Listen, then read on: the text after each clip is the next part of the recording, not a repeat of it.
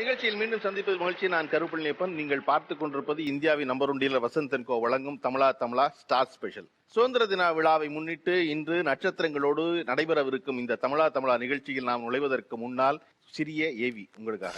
வரலாற்று இயக்கங்களை தீர்த்து வைத்த வரலாற்று, 100 ஆண்டுகளாக யாரும் தீர்த்து வைக்காத ஒரு நாட்டின் கனவு, இதுவரை யாரும் செய்திடாத ஒரு சாதனை.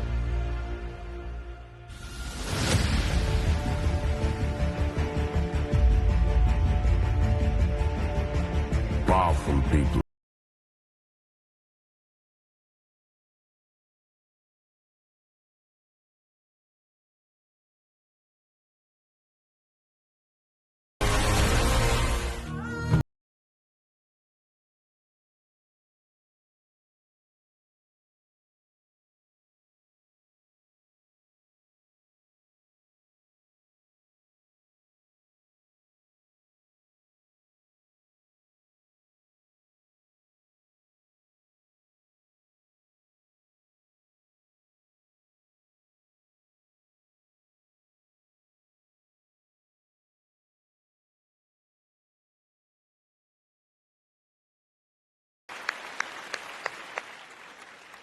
இந்தியாவின் 100 ஆண்டு கால காத்திருப்பு தடகள போட்டியில ஒரு தங்கம் வெல்வது என்பது, நீரஜ் சோப்ரா என்பது 130 கோடி இந்தியர்களின் எதிர்பார்ப்பு மட்டுமல்ல, 260 கோடி கால்களின் எதிர்பார்ப்பது. இன்றைக்கு நீரஜ் சோப்ரா இந்தியா முழுமைக்கும் கொண்டாடப்படுகிறார். பல கோடி ரூபாய் பரிசுகளை பெறுகிறார் என்பது உங்களையும் என்னையும் போல இந்த விளையாட்டுத்துறையை வெறும் ரசிகனாய் இருப்பவர்களின் வாழ்த்துக்கள் மட்டும் முக்கியம் இல்லை. இந்த விருது வாங்கினதுல இந்த பல கோடி வென்ற நீரஜ் சோப்ராவுக்கு சேர்ந்த பணம் இருக்கு இல்லையா, இந்த அரசாங்கங்கள் அந்த கோடிகளில் சில கோடிகளையாவது நீரஜ் சோப்ராவை போல தொடர்ச்சியாக விளையாட்டுத்துறையில் இருப்பவர்களுக்கு, வளர்ந்து கொண்டிருப்பவர்களுக்கு செலவழிக்க வேண்டும் என்பதுதான் நீரஜ் சோப்ராக்களை வெற்றி நான் நம்புறேன். தமிழாவில் சுதந்திர தின சிறப்பு நிகழ்ச்சியா மக்களால் அறியப்பட்ட சின்னத்திரையில் வெகு பிரபலமாக இருக்கிற நடிகர்கள் அவர்களின் உறவுகளால் எவ்வாறு நடத்தப்படுகிறார்கள் பேச நினைச்சோம். ஏன்னா சாதாரணமா ஒரு புள்ள ஃபர்ஸ்ட் ஸ்டாண்டர்ட் படிக்கும் போது ஸ்கூல்ல ஒரு பேச்சு போட்டியிலயோ ஓவிய போட்டியிலயோ பரிசு பெற்று வந்த அன்னைக்கு அந்த வீட்டுல அந்த புள்ள ஒரு செலிபிரிட்டி ஆயிடுது, பிரபலம் ஆயிடுது. வர்ற போற எல்லாரும் பக்கத்து வீட்டுலாம் கொண்டு போய் காட்ட வைக்கிறாங்க அந்த புள்ளைய. என் புள்ள மற்ற எல்லோரையும் விட ஒரு படி மேல இருக்குன்னு சொல்றதுல அப்படி ஆர்வம் காட்டுற அதே பெற்றோர், அதே உறவு, அந்த புள்ள ரொம்ப பிரமாதமாகி மிக பிரபலம் ஆயிட்டா ஒரு சின்ன சலிப்புக்கு வந்துருவாங்க. ஐயோ இவங்க இம்சை தாங்க முடியலப்பா எப்ப பார்த்தாலும் அப்படின்னு. காரணம் 5 பேர் உறவுகளோட சேர்ந்து வெளியே போனா கூட இருக்க 4 உறவுகளை தள்ளி விட்டுட்டு அவர்களோட போய் புகைப்படம் ரொம்ப ஆர்வமா இருப்பாங்க. இப்ப என்ன எங்க பெரியமாவையே இவ்வளவு தாங்குறாங்க இவங்கன்னு தெரியலையே அப்படின்னு தான் அவனுக்கு தோணும் கூட வரவனுக்கு. ஆனா அவர்களுக்கு அது நட்சத்திரமா இருக்கும். அப்ப இந்த உறவுகளோடு இந்த பிரபலங்கள் தங்கள் குடும்ப வாழ்வை, உறவுகளை எவ்வாறு நடத்துகிறார்கள், எவ்வாறு உறவுகள் நடந்து கொள்கின்றன அப்படிங்கறத பேச நடத்தும். நான் 2 பேர்ட்டையுமே பொதுவா கேட்க விரும்புறது, ஒரு படப்பிடிப்புக்கு கிளம்பும் போது இவர்கள் என்னவாக நடந்து கொள்கிறார்கள் அல்லது இவர்கள் என்னவாக உங்களுக்கு உதவி செய்கிறார்கள்? நம்மள தொல்லை பண்ணாம அவங்க தள்ளி நின்னாலே நமக்கு ஹெல்ப் பண்ற மாதிரி தான். ஏன்னா நான் கிளம்பும் போது பாத்தீங்கன்னா ஒரு ஊருக்கு எடுத்துட்டு போற மாதிரி எடுத்துட்டு போவேன். அந்த பெட்டி இந்த பெட்டி, இவங்க நடுவில் பேசினாங்கன்னு வச்சுக்கோங்களேன், நான் எதாவது மறந்துடுவேன். என்னோட போன் எடுக்க மறந்துடுவேன், பேக் எடுக்க மறந்துடுவேன், ஏதோ ஒன்று மறந்துட்டு அப்புறம் கீழே இறங்கி ஐயோ நான் கொண்டு வரல பாருங்க சீக்கிரம் எடுத்துட்டு வாங்கன்னு சொல்லுவேன். இவங்க என்ன டிஸ்டர்ப் பண்ணாம இருந்தாலே ஒழுங்கா வேலைக்கு போயிடுவேன்னு நினைக்கிறேன். அம்மா ஷூட்டிங் போறதுக்கு நீங்க எந்த வகையிலும் உதவி செஞ்சதே இல்லையா? தெரியும் இல்ல, எதுவுமே பண்ண மாட்டேன். அதுதான் நல்லதுன்னு நான் ஃபீல் பண்றேன். பிகாஸ் அவங்க ஒரு பிக்னிக் போற மாதிரி சாப்பாடு மூட்டை, அதுக்கப்புறம் அந்த ட்ரெஸ் இதெல்லாமே ரெடி பண்ணி வச்சிருப்பாங்க. ரொம்ப பஞ்சுவல். ஸோ அந்த 9 o'clock கால்ஷீட்னா ஃபுல் மேக்கப்ல 8:30 போயிடணும். பிக்னிக் போற மாதிரி புள்ள சாப்பாடு மூட்டைங்கிறீங்களே, எவ்வளவு பேர் சாப்பாடு போவாங்க? ஷூட்டிங்ல இருக்க எல்லாருக்கும் சமைச்சு பேக் பண்ணி எடுத்துட்டு போவாங்க. ஆமா. டெய்லி காலையில 4 மணிக்கு எந்திரிச்சுவாங்க. ஸோ அவங்க ரொட்டீன் எனக்கு அப்படியே ஆப்போசிட். அவங்க கிளம்பும் போது எனக்கு காஃபி கொண்டு வச்சுட்டு குடிச்சிருமான்னு சொல்லிட்டு பேப்பர் பக்கத்துல வச்சுட்டு போவாங்க. ஸோ அதுதான் நான் பண்றேன். நடிக்கிற ஆளுக்கு மத்தியான சாப்பாடே கட்டுற நல்லி காஃபி பங்களே கொடுக்க மாட்டாங்களா? கொடுத்துருவாங்க. அழகா ஃப்ரெஷ்ஷா ரெடி பண்ணி வச்சுட்டு கிளம்புவாங்க. ஸோ பண்ணாம இருக்கிறது தான் அவங்களுக்கு பெரிய ஹெல்ப். சார் எங்க வீட்டுல நம்ம ஷூட்டிங் கிளம்பிட்டு நான் அப்படியே ஆப்போசிட், மேமுக்கு அப்படியே ஆப்போசிட். எப்படின்னா ஷூட்டிங் போறப்போ எது தேவையோ அது மட்டும் தான் எடுத்துட்டு போகணும். ஏன்னா ஏற்கனவே நமக்கு காஸ்டியூம், ஜுவல்லரி, அது இதுன்னு ஏற்கனவே ஒரு சூட்கேஸ் வந்துடும். எனக்கு எல்லாத்தையும் எடுத்துட்டு போவேனான்னு தோணும். ஆனா அப்பா இருக்காரே அப்பா, அவர் வந்துட்டு ஒரு சின்ன வயசுல எப்படி நமக்கு ஸ்கூலுக்கு லஞ்ச் பேக் பேக் பண்ணுவாங்களோ அதே மாதிரி, இதுல ஃப்ரூட்ஸ் இருக்குமா, இது நீ வந்து ஒரு இன்டர்வல் விட்டா அதுல எடுத்துக்கோ, இதுல நட்ஸ் இருக்கு, இதுல இளநீ நான் வெட்டி வச்சிருக்கேன் அப்படின்னு சொல்லி அது வந்து சூட்கேஸ் அளவுக்கு ஒரு பெரிய கூட ஒண்ணு ரெடி ஆகும். அந்த அளவுக்கு நமக்கு வந்து என்னடா நான் வந்து அப்பா எனக்கு 30 வயசு ஆயிடுச்சுப்பா, நான் இப்ப ஸ்கூல்ல இல்லப்பா அப்படின்னு சொல்லணும்னு தோணும். ஆனா அவர் வந்து விடவே மாட்டார். அதெல்லாம் கிடையாது, என் மன திருப்திக்காக நான் வந்து உனக்கு லஞ்ச் பேக் பேக் பண்ணி தான் உன்னை அனுப்புவேன் அப்படின்னு சொல்லி ரொம்ப ஃபோர்ஸ் பண்ணி எல்லாமே பேக் பண்ணி அனுப்புவார். எனக்கு 30 வயசு ஆயிடுச்சுப்பா, இதெல்லாம் எனக்கே தெரியும்ப்பா அவங்க சொல்லும்போது நீங்க என்ன பதில் சொல்லுவீங்க அதுக்கு? அவனை நான் இன்னும் ஒரு எல்கேஜி யூகேஜி மாதிரி தான் பார்த்துக்கிட்டு இருக்கேன். ஏன்னா அவங்க போகிற இடம் ஷூட்டிங்கு, அங்கே என்ன கிடைக்குமோ கிடைக்காதோ நம்ம அட்ஜஸ்ட் பண்ணி இருந்தாகணும். சார் தான் பொண்ணை வந்து ஒரு யூகேஜி எல்கேஜி பொண்ணா நினைச்சா ஓகே, என்னையும் அப்படிதான் சார் நினைக்கிறேன். நான் எங்கேயாச்சும் வெளியே போறேன்னா, மாப்பிள்ள உங்களுக்கு இந்த ஃப்ரூட்ஸ் அங்க கிடைச்சிரும் இல்லையா, உங்களுக்கு சாப்பாடு அங்க கிளீனா கொடுத்துருவாங்க இல்லையா, அது வந்து சீல்ல இருக்கும் இல்லையா, ஏன்னா கொரோனா அது இந்த டைம்ல எல்லாம் நீங்க கொஞ்சம் சேஃபா இருக்கணும், நான் வேணா உங்களுக்கு வந்து கஷாயம் போட்டு தரட்டா, இந்த மாதிரி எல்லாம் நான் வந்து இந்த கேள்விகளுக்கெல்லாம் கேட்கறதுக்கே அவ்வளோ டைம் ஆயிடும், அதுலயே ஒரு 5-10 நிமிஷம் போயிடும். அதான் வந்து கொஞ்சம் ஹேண்டில் பண்ணு அப்படின்னு சொல்லி நான் அப்படியே எஸ்கேப் ஆயிடுறேன். ஓகே. இவங்க சொன்ன மாதிரி எனக்கு வந்து பாத்தீங்கன்னா கல்யாணம் ஆகி ஒரு 2 வருஷம் ஆகுதுண்ணே. அப்போல இருந்து இப்போ வரைக்கும் வந்து என்ன வந்து நான் ஷூட்டிங் கிளம்புனாலும் சரி, காலையில ஒரு 5 மணிக்கு கிளம்புவேன். ஸோ 5 மணிக்கு நான் எந்திரிச்சு நான் குளிக்கிறதுக்கு தண்ணி போடுறதுல இருந்து, நான் வந்து லஞ்ச் கட்டிட்டு போறதுல இருந்து, இப்படி எல்லாத்தையுமே வந்து ரெடியா வச்சுக்கிறது என்னோட மாமனார் மாமியார். என் ஒய்ஃப் வெளியே வந்து டாட்டா மட்டும் காமிப்பாங்கண்ணே. போகும்போது கூட அந்த டாட்டா காமிக்கிறதுக்கும் நானே எழுப்பி மா கிளம்பட்டுமா அப்படின்னுவேன். வாசல்ல வந்து நின்று பாய்ங்க அப்படின்னு சொல்லுவாங்க. ஸோ அந்த வகையில் வந்து பார்த்தீங்கன்னா எனக்கு எந்த டென்ஷனும் வந்து யாரும் கொடுத்ததில்ல. காலையில வந்து கரெக்டாக கிளம்பிடுவேன். ஆனால் இவங்க நைட்லேருந்தே ஆரம்பிச்சிருவாங்க சார்.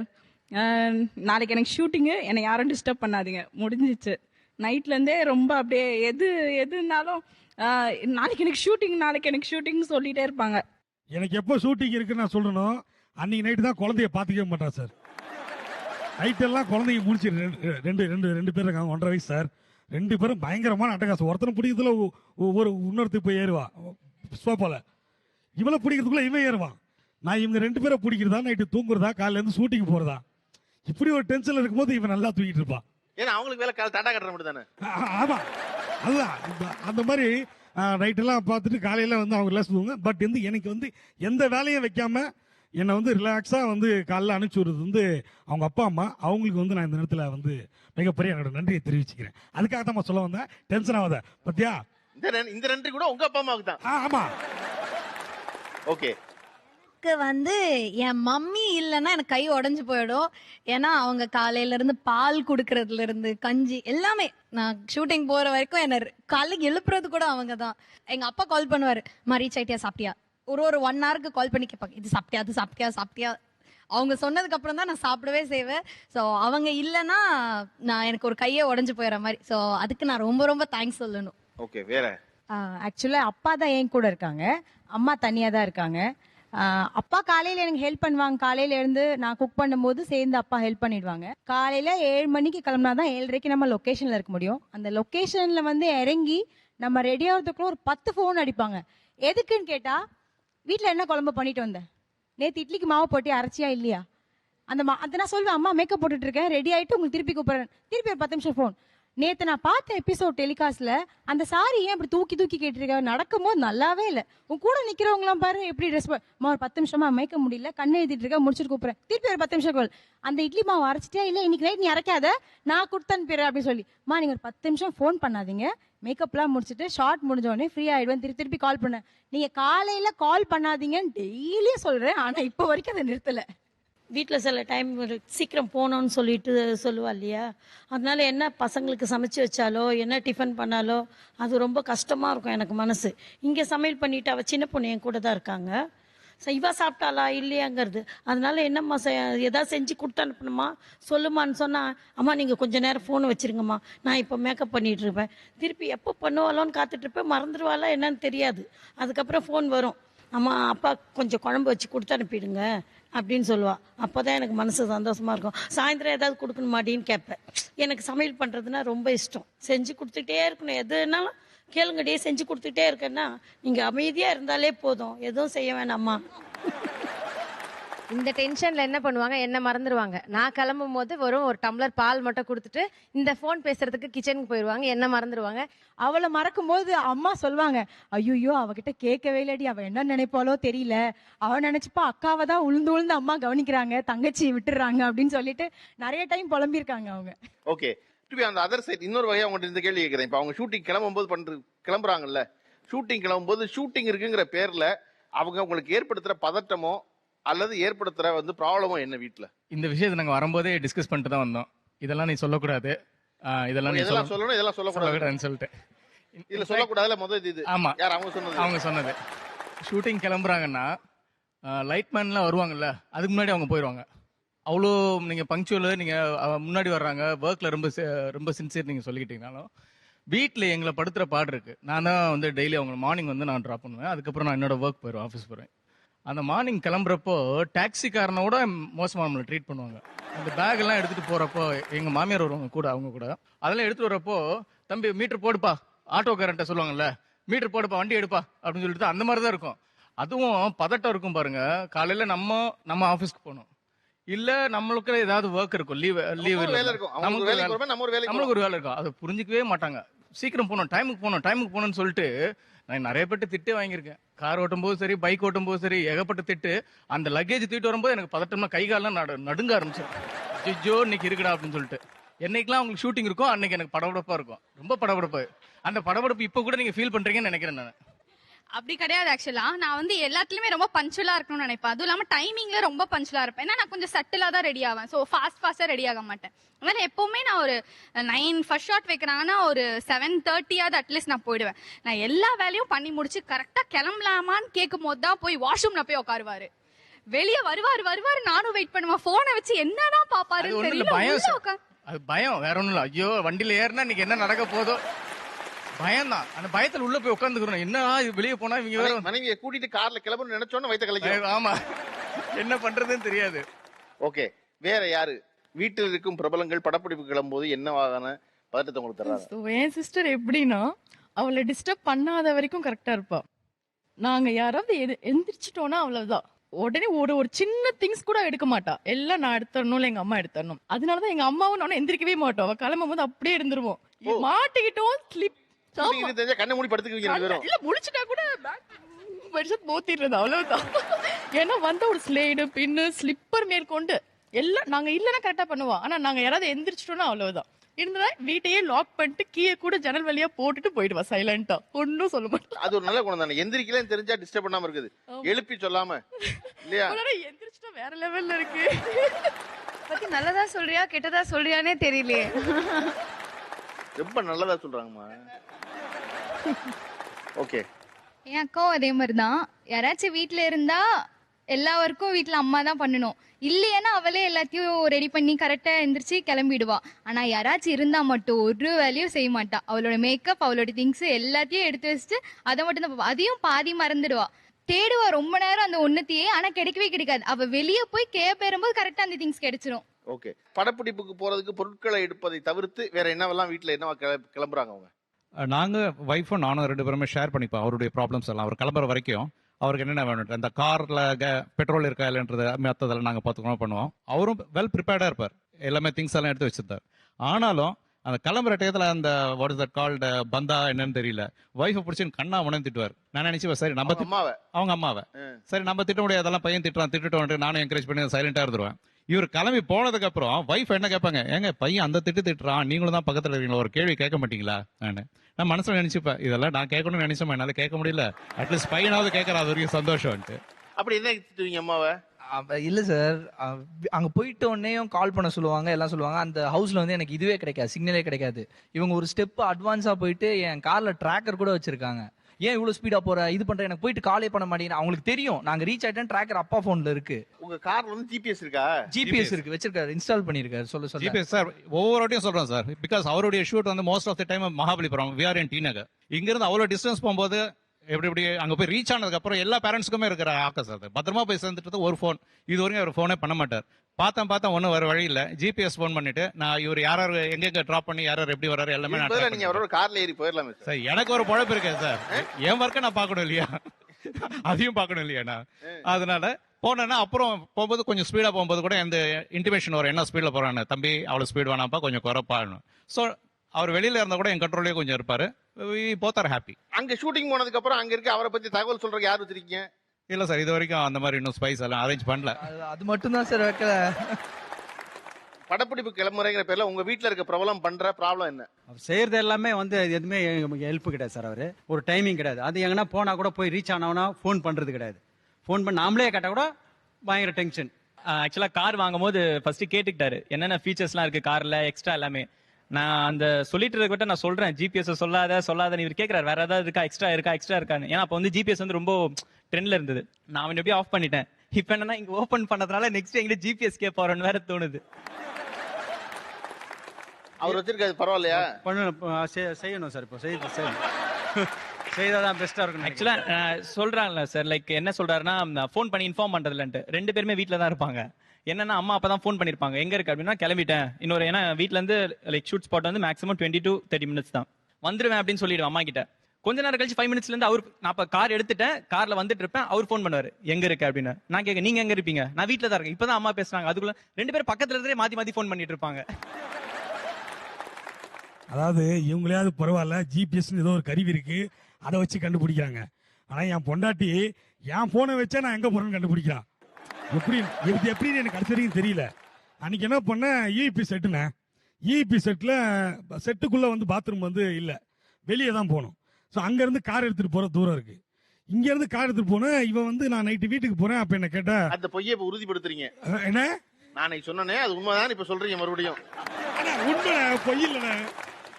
அங்க இருந்து போயிட்டேன். இப்ப அவ வந்து என்ன கேக்குறா, இங்க இருந்து ஷூட்டிங் ஸ்பாட் இங்க இருக்கு, நீ அங்க இருந்து இங்க போயிருக்க, எதுக்கு போன, இத்தனை மணிக்கு ஏன் போனேன்னு. நான் எனக்கு ஒன்றும் புரியல. அன்னைக்கு எங்கேயுமே போலியே, அன்னைக்கு நான் அங்க செட்டில் தான் ஷூட்டு போனோமா அப்படின்னு. அவன் நம்பவே இல்லை. எனக்கு ஒண்ணுமே புரியல. ஏன்னா இன்னி வரைக்கும் என்ன எப்படி கண்டுபிடிக்கிறான்னு எனக்கு தெரியாது. இதுதான் என் பிரச்சனை. இப்ப தெரியுதா?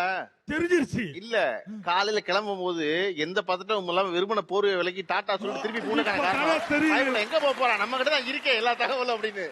சார் அப்பத்துல இருந்து அந்த கூகுள் மேப்பை ஆஃப் பண்ணிட்டு எங்கேயோ போறாரு சார். ஆக்சுவலா டக்குன்னு தெரியுமா மோத பாருங்க அவன மேல. அவன் பயங்கர ரிலீவ்டா இருக்கான். நல்ல வேலைடா நமக்கு வெறும் ஜிபிஎஸ் விட்டாங்க, ஒருத்தன நாள் பூரா ட்ராக் பண்றாங்களா அப்படின்னு. நான் தப்பே பண்ண மாட்டேனே. யார் நீங்க? ஆமாண்ணே. அப்படி இருந்தா என்ன கேட்க போது தானே. அப்படித்தானே? இல்ல நிறைய மாட்டி இருக்காரு. அவசரப்பட்டு கை தட்டாதீங்கப்பா. என்னன்னா பண்றது சப்பையா ஏதோ சின்ன விஷயம் தான் பண்ணுவாரு. எதுவும் பெருசாலாம் இல்ல. ஒரு பசங்க கூட வெளில போறது, அது என்னமோ பெரிய உலக குத்த மாதிரி அதுக்கு ஒரு பொய் சொல்லுவாரு. ஆனா மாட்டிக்குவாரு. அப்ப நீங்க இந்த விஷயத்த, இந்த சின்ன விஷயத்தையும் மறைக்கிறீங்கன்னா இன்னும் எல்லா விஷயத்தையும் மறைப்பீங்களே அப்படின்னு நான் கேள்வி கேட்பேன். அவ்வளவுதான். அப்படி இல்ல. என்னன்னா இதேமா நடிகர் சிவகுமார் இருக்கார்ல, அவருடைய இளம் பருவத்துல ரொம்ப பரபரப்பா நடிச்சுட்டு இருந்தாரு. ஏன்னா அவரே தான் முருகன், அவரே தான் எம்ஜிஆருக்கு தம்பி, அவரே தான் வந்து முறப்பையன், இப்படி எல்லா தரப்பட்ட கதாபாத்திரம் நடிச்சுட்டு இருக்கும்போது ஒரு கல்யாணம் வச்சுட்டாங்க. இவர் பரபரப்பா ஷூட்டிங் போயிட்டு வந்துட்டு இருக்கும்போது பெருசா மனைவியோடு பேசுவதற்கோ கொஞ்சுவதற்கோ திருப்பி கொண்டு வந்து பொருள் வாங்கி கொண்டு கொடுப்போம் எதற்கும் நேரம் இல்லாம சிவகுமார் நடிச்சுக்கிட்டே இருப்பான். ஒரு நாள் திடீர்னு சிவகுமாருக்கு தோணி இருக்கு, இப்ப தனி கதாநாயகன் நடிக்க ஆரம்பிச்சாச்சு. ஒரு நாள் தோணி ஒண்ணுமே வாங்கிட்டு போலி அப்படின்னா அன்றைய காலகட்டத்தில் 1970 ஒரு 2500 ரூபாய்க்கு ஒரு பட்டுப்புடவை வாங்கி கொண்டு வந்து அந்த அம்மா கொடுத்தாங்களாம். கொடுத்த அந்த அம்மா கையில வாங்கணும்னு சிவகுமார் மனைவி ஓன்னு கதறி அழுதுட்டாங்களாம். சிவகுமாருக்கு பதட்டம் ஆயிடுச்சான், நம்ம மனைவி இவ்வளவு ஏங்கிட்டு இருந்தாங்களா, ஒரு பட்டுப்புடவை கொடுத்தா இவ்வளவு அழுகுறாங்களே, இவ்வளவு காக்க வச்சுட்டோமா அப்படின்னு உடனே அந்த அம்மா கேட்டாங்களாம், என்ன தப்பு பண்ணிட்டு இந்த புடவை வாங்கிட்டு வந்தீங்கன்னாங்களாம். பதறிட்டாங்க அவரு. ஐயோ அப்படி ஒண்ணுமே செய்யலேட்டு. ஏன்னா அவங்க சொன்னாங்களாம், இது நாள் வரைக்கும் ஷூட்டிங் போயிருக்கீங்க, ஒரு நாள் கூட எனக்கு ஒரு மல்லிகை கூட வாங்கிட்டு வந்ததில்லை, இன்னைக்கு திடீர்னு 2500 ரூபாய் பட்டு புடவை, நான் தப்பு பெருசா பண்ணிருக்கேன் போல இருக்கேன்னு. அந்த மாதிரி தான் அவங்க இந்த பைபிள்ல சின்ன சின்னதுக்கே இவ்வளவு போய் சொல்றானே, அப்ப இவ்வளவு பெருசு பண்ணி வச்சிருப்பான், மறைச்சு வச்சிருப்பாங்கிற பயத்துக்கு வந்துட்டாங்க அவங்க. ஆனா நீங்க கொஞ்சம் கவனமா இருந்திருக்க. ஏன்னா இருக்கிற குடும்பத்தை எனக்கு தெரிஞ்சவரை என்னன்னா, பொண்டாட்டிக்கிட்ட சின்ன சின்ன விஷயத்துல மாற்றான்ல ஒருத்தன், அவன் திட்டமிட்டு தான் மாற்றான். அதான் நான் சொல்றேன். நான் திட்டம் போடாம தானே திட்டமிட்டு மாட்டிக்கிறேன். நீங்க எவ்வளவு அப்பாவிய முகத்தை வச்சுக்க முயற்சி பண்ணாலும் அதை மீறி கண்ணுல தெரியுது. நம்ம பிரபலங்கள் மற்றும் அவர்களின் உறவுகள்னு நீண்ட நேரம் பேசிட்டு இருந்தோம். இப்ப இவர்கள் இருவரும் ஏந்து மனம் ஒன்றி வாழ்வதை போல் சில வேலைகளையும் சில விளையாட்டுகளையும் மனம் ஒன்றி செய்கிறார்களா என்று பார்ப்பதே நோக்கம். இப்ப இந்த விளையாட்டை வந்து என்னன்னா 2 பேர் உங்கள் குடும்ப உறுப்பினர் ஒருவரோட ஒரு கையை கட்டிக்கிட்டு இருவரும் ஒரு கை செயல்பாட்டில் இருக்கும். அதை வச்சுக்கிட்டு ஒரு சப்பாத்தி மாவு பிசைஞ்சு சப்பாத்தி தேய்ச்சிடணும். ஓகேவா? நீங்க வாங்க.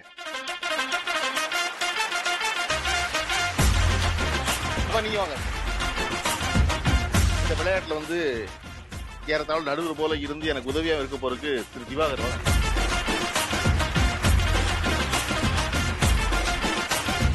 ஓகே, வலை 2 கை சேர்த்து கட்டிடணுமா? கட்டிடுறேன்.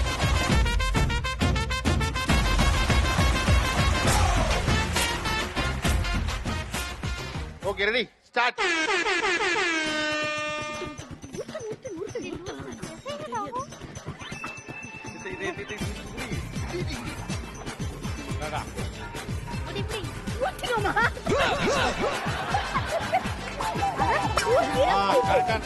கரெக்டான ஸ்டெப் பண்ணணுமா? அந்த பக்கம் ஓகே. அம்மா சப்பாத்தி எடுக்கணுமா? பெயிண்ட் அடிக்கிற மாதிரி ஒட்டக்கூடாது.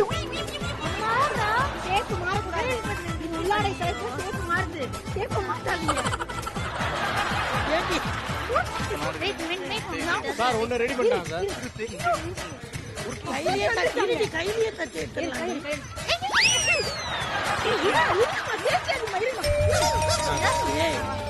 Okay okay Babu.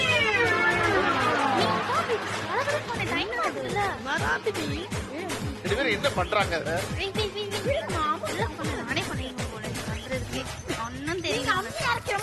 சண்டை போடாதீங்க. சண்டை போடாம பண்ணுங்க. கீழே போயிடும். பரவாயில்ல இந்த சப்பாத்தியை நீ தான் சாப்பிடுற.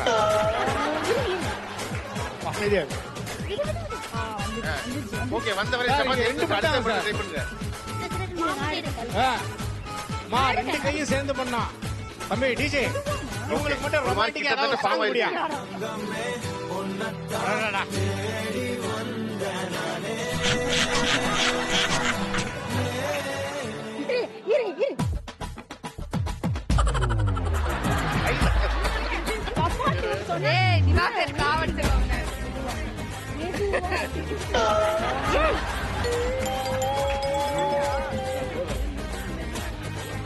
கையை கட்டிட்டேன்னு ஃபீல் பண்றேன்.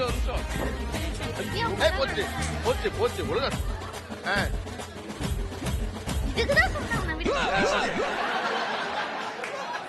Super super. ஓகே, இன்னும் 45 செகண்ட். ஓகே, இன்னும் ஒரு 45 மினிட்ஸ் இருக்கு. 45 செகண்ட்ஸ் பா. 45 செகண்ட்.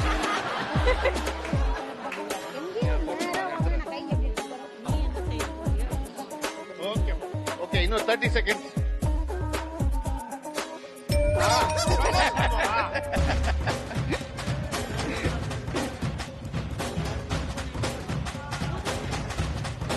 Okay, 10 second. 10 செகண்ட்.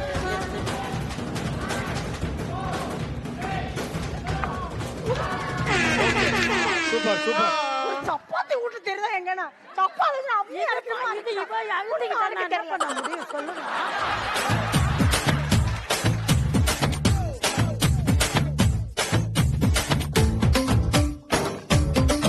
நிமிஷத்துல 7 சப்பாத்தி செஞ்சு வெற்றி பெற்றது சாய் மற்றும் அவருடைய கணவர். சூப்பர்.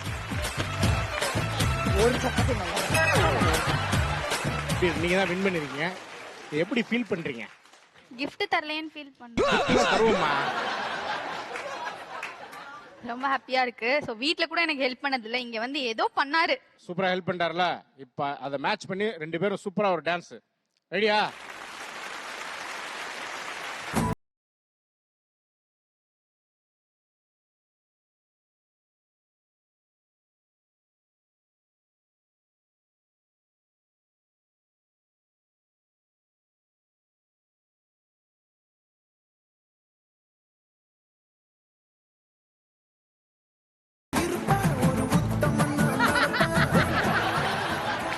Super super.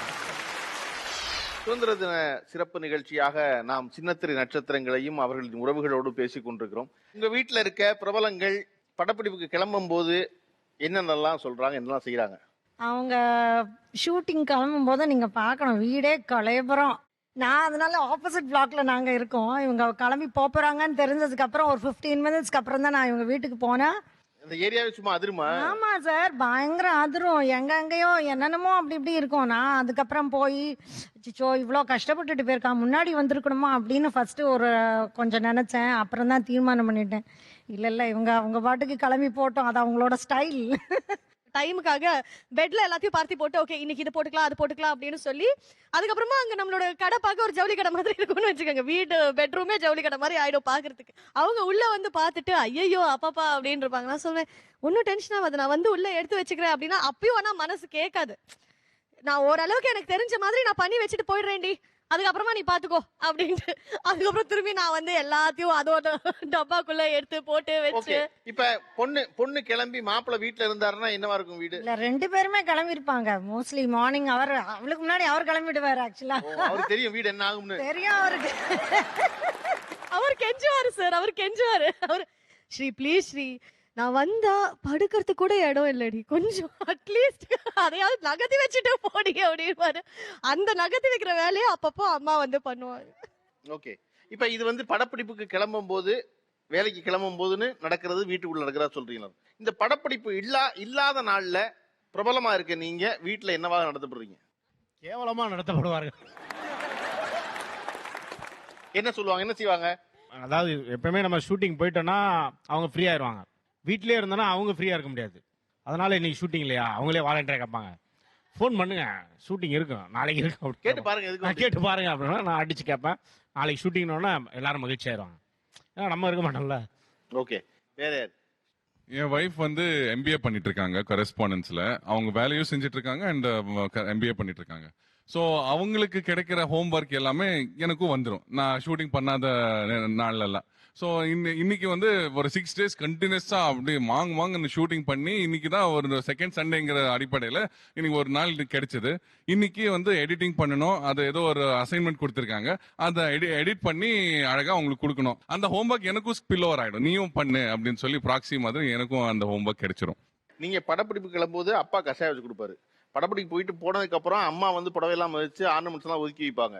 நீங்க படப்பிடிப்பு வர்றதுக்கு முன்னாடி கணவர் வீட்டுக்கு வந்துட்டாருன்னா அவரெல்லாம் திங்ஸ் எல்லாம் ஒதுக்கி வச்சுட்டு அவருக்குரிய இடத்துல படுத்துக்குவாரு. படப்பிடிப்பு இல்லாத அன்னைக்கு உங்களோட அசைன்மெண்ட்டை பூரா கணவர் செய்வாரு. நீங்க என்னதான் செய்வீங்க வீட்டுல? சார் எல்லார்கிட்ட இருந்து வேலை வாங்குறது எவ்வளவு பெரிய விஷயம் தெரியுமா சார்? அதுக்கு தான் சார் டெலிகேஷன் அப்படின்னு ஒண்ணு வச்சிருக்காங்க சார். சோ இந்த மேனேஜர் எல்லாருமே வந்து எல்லார்கிட்ட இருந்தும் அவங்களுக்கு தெரிஞ்ச விஷயத்த எப்படி வந்து வாங்கணும் அப்படிங்கறது தான் வந்து மேனேஜ்மெண்ட்ல கத்துக்கிறோம். அது ஒரு பக்கம் நமக்கு ஷூட்டிங்கும் இருக்கும், வேலைக்கும் போயிட்டு இருக்கோம், எம்பிஏவும் இருக்கு, குழந்தையும் பாத்துக்கணும் அப்படின்னா எல்லாருக்கும் கொஞ்சம் ஸ்பில் ஓவர் ஒர்க் எக்ஸ்ட்ரா வரதா செய்யும். அதெல்லாம் எப்படி சார் நம்ம இல்லைன்னு சொல்ல முடியும்? படப்பிடிப்பு இல்லாத நாட்கள்ல உங்களுடைய குடும்பம், உங்களுடைய உறவுகள் உங்களை எவ்வாறு நடத்துகிறார்கள்? என்னோட ஃபியான்சே இங்கதான் இருக்காங்க, அவங்க வீட்டுக்கு போவேன். சோ அங்க வந்து ஃபுல்லாவே நல்லா தொலக்கமா இந்த இருக்கார்ல இவர்தான் சொல்லிடுங்க. பொதுவா கையை காமிச்சு இருக்காங்க அப்படின்னா யாருங்கிற இருக்காங்க. ஆக்சுவலி அவங்க ஹாஸ்டல்ல என் ரூம்ல யாருமே இல்ல அப்படின்னா நான் அவங்க வீட்டுக்கு போவேன். ஏன்னா நைட் ஸ்டே பண்ண கஷ்டமா இருக்கும், அதனால சாட்டர்டே சண்டே அவங்க வீட்டுக்கு போவேன். ஸோ அப்போ எனக்கு ஷூட்டிங் இருந்தா கூட ரொம்ப என்ன சொல்றது, அவங்கள எப்படி பாத்துக்கிறாங்களோ அதே மாதிரி பாத்துப்பாங்க, எனக்கு ரொம்ப சப்போர்ட்டிவா இருப்பாங்க. அவனுக்கு என்ன பேக் பண்றாங்களோ அதே எனக்கும் பேக் பண்ணுவாங்க. சோ நான் மார்னிங் லேட்டா எந்திரிச்சா கூட அவங்க வந்து எதுவுமே சொல்ல மாட்டாங்க. நீங்க ஷூட்டிங் பண்ண கூட ஃபோன் பண்ணி சொல்லிடுவீங்க அவர்ட்ட, வந்துட்டேன் நான் வந்து கரெக்டா இருப்பேன். அதுல அவங்க கரெக்டா பண்ணிடுவாங்க, ஃபோன் பண்ணிருப்பாங்க. தம்பி தான் பண்ண மாட்டான். நான் கரெக்டா போய் ரீச் ஆகுறேனே கால் பண்ணி நல்ல பேர் வாங்கிப்பேன். சாப்பிட்டேமா, இப்ப சாப்பிட போறேன், ஷார்ட் போறேன், எல்லாமே சொல்லி இன்ஃபார்ம் பண்ணிடுவேன். சோ எனக்கு வந்து என்ன சொல்ற, கிஃப்டட் தான் சொல்லணும். ஓகே, அவங்க கொடுங்க ஃபர்ஸ்ட். சார் என்னோட ஒர்க்கை நான் இவ்வளோ லவ் பண்ணுறதுக்கு ரீசனே அப்பா அம்மா தான். ஏன்னா காலையில் ஷூட் நான் கிளம்பும்போது எனக்கு கூட அவங்க வந்துருவாங்க, எல்லாரு கூடயும் அவங்க ஜாலியாக பேசுவாங்க. ஸோ நான் எவ்வளோ வரது என்ஜாய் பண்ணுறாங்களோ செட்டில் அப்பா அம்மா வந்துட்டாங்களா, அப்பா அம்மா அவங்க தான் பயங்கர ஃப்ரெண்ட்ஸ் ஆவாங்க சார். ஸோ ரொம்ப ரொம்ப சப்போர்ட்டிவாக இருப்பாங்க. ஷூட்டிங் இல்லாத டைமில் நாங்கள் அவுட்டிங் போவோம், ஷூட்டிங் இருக்கிற டைமில் எங்களுக்கு அவுட்டிங் போகிற மாதிரி தான் இருக்கும். ஸோ ஷூட்டிங்க்கு அவங்களையும் கூட்டிகிட்டு போவேன். ஒரு மாதிரி ரொம்ப ஹாப்பியாக ரொம்ப பீஸ்ஃபுல்லாக நான் ஒர்க் பண்ணி என்ஜாய் பண்ணுவேன் சார். அதுக்கு அவங்களுக்கு தான் மிகப்பெரிய தேங்க்ஸ். ஷூட்டிங் இல்லாட்டினா இப்போ அவங்களோட நீங்கள் தான் ரொம்ப பதட்டமாயிருவீங்க போல. ஒரு பதட்டம் இருக்கும் சார் எப்பவுமே. ஆனால் எப்பவுமே நான் அவ கூட போய் எப்பவுமே அவ கூட சேஃப்டியாக நான் இருப்பேன் சார். அது அடிக்கடி ஃபோன் பண்ணி கேட்டுட்டும் இருப்பேன். எங்கே போற எங்கே வர எல்லாமே என்கிட்ட அப் டு டேட் சொல்லிட்டு வந்து போவா. சின்ன வயசுல இருந்து அப்படியே நான் பழக்கிட்டேன் சார். அது என்ன மட்டும் இல்ல சார், என் கூட இருக்கிறவங்களையும் அவங்க கரெக்டா போயிட்டாங்களா டிராப் பண்ணிட்டு வர்றது. சோ அப்பா அம்மா என்ன மட்டும் கேர் பண்றது இல்ல சார், சுத்தி இருக்கிறவங்க என்னோட செட்ல அவங்களுக்கும் அப்பா அம்மா மாதிரி இருப்பாங்களா, ஒரு மாதிரி ஃப்ரெண்ட்ஸ் மாதிரி இருக்கிறப்ப எனக்கு அது ஒரு மாதிரி பெரிய பூஸ்டிங்கா இருக்கு சார். சோ அப்பா வந்து ஆர்மில இருந்தாரு. ஸோ 30 years அவரோட லைஃபே வந்து வேற மாதிரி இருந்துச்சு. அப்பாவை நான் ரொம்ப மிஸ் பண்ணியிருக்கேன்.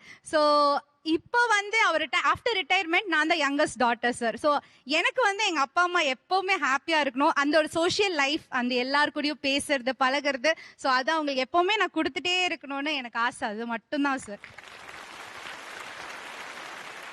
ஷூட்டிங் இல்லாத நாள்ல உங்கள் குடும்பம், உங்கள் வீடு என்னவாக நடக்கிறது? ஷூட்டிங் இருக்கிற நாளில் என் ஒய்ஃபை போட்டு படாத பாடு படுத்திடுவேன். ஸோ மார்னிங் 6-5:30 மணிக்கு எழுந்ததுலேருந்து ஷூட்டிங் கிளம்புற வரைக்கும் அன்றைக்கி ஈவினிங் 6 மணி வரைக்கும் தேவையானதெல்லாம் பண்ணுறதுக்கு பம்பரமாக ஓட விட்டு கத்தி டென்ஷன் பண்ணி இதெல்லாம் முடிச்சிடுவேன். என்ன பண்ணுவீங்கன்னு உங்களுக்கு தேவை 2 சட்டையும் 2 வேட்டி எடுத்து போறீங்க? இல்லை, எனக்கு என்னென்னா மார்னிங் பிரேக்ஃபாஸ்ட்லேருந்து காஃபிலேருந்து சாப்பாடுலேருந்து எல்லாம் கட்டி கொடுத்து அனுப்பணும். ஸோ அவங்க 4:30 மணிக்கே எழுந்து சமைச்சு எல்லாம் பண்ணணும். எனக்கு இதெல்லாம் டயத்துக்கு நடக்கணும்.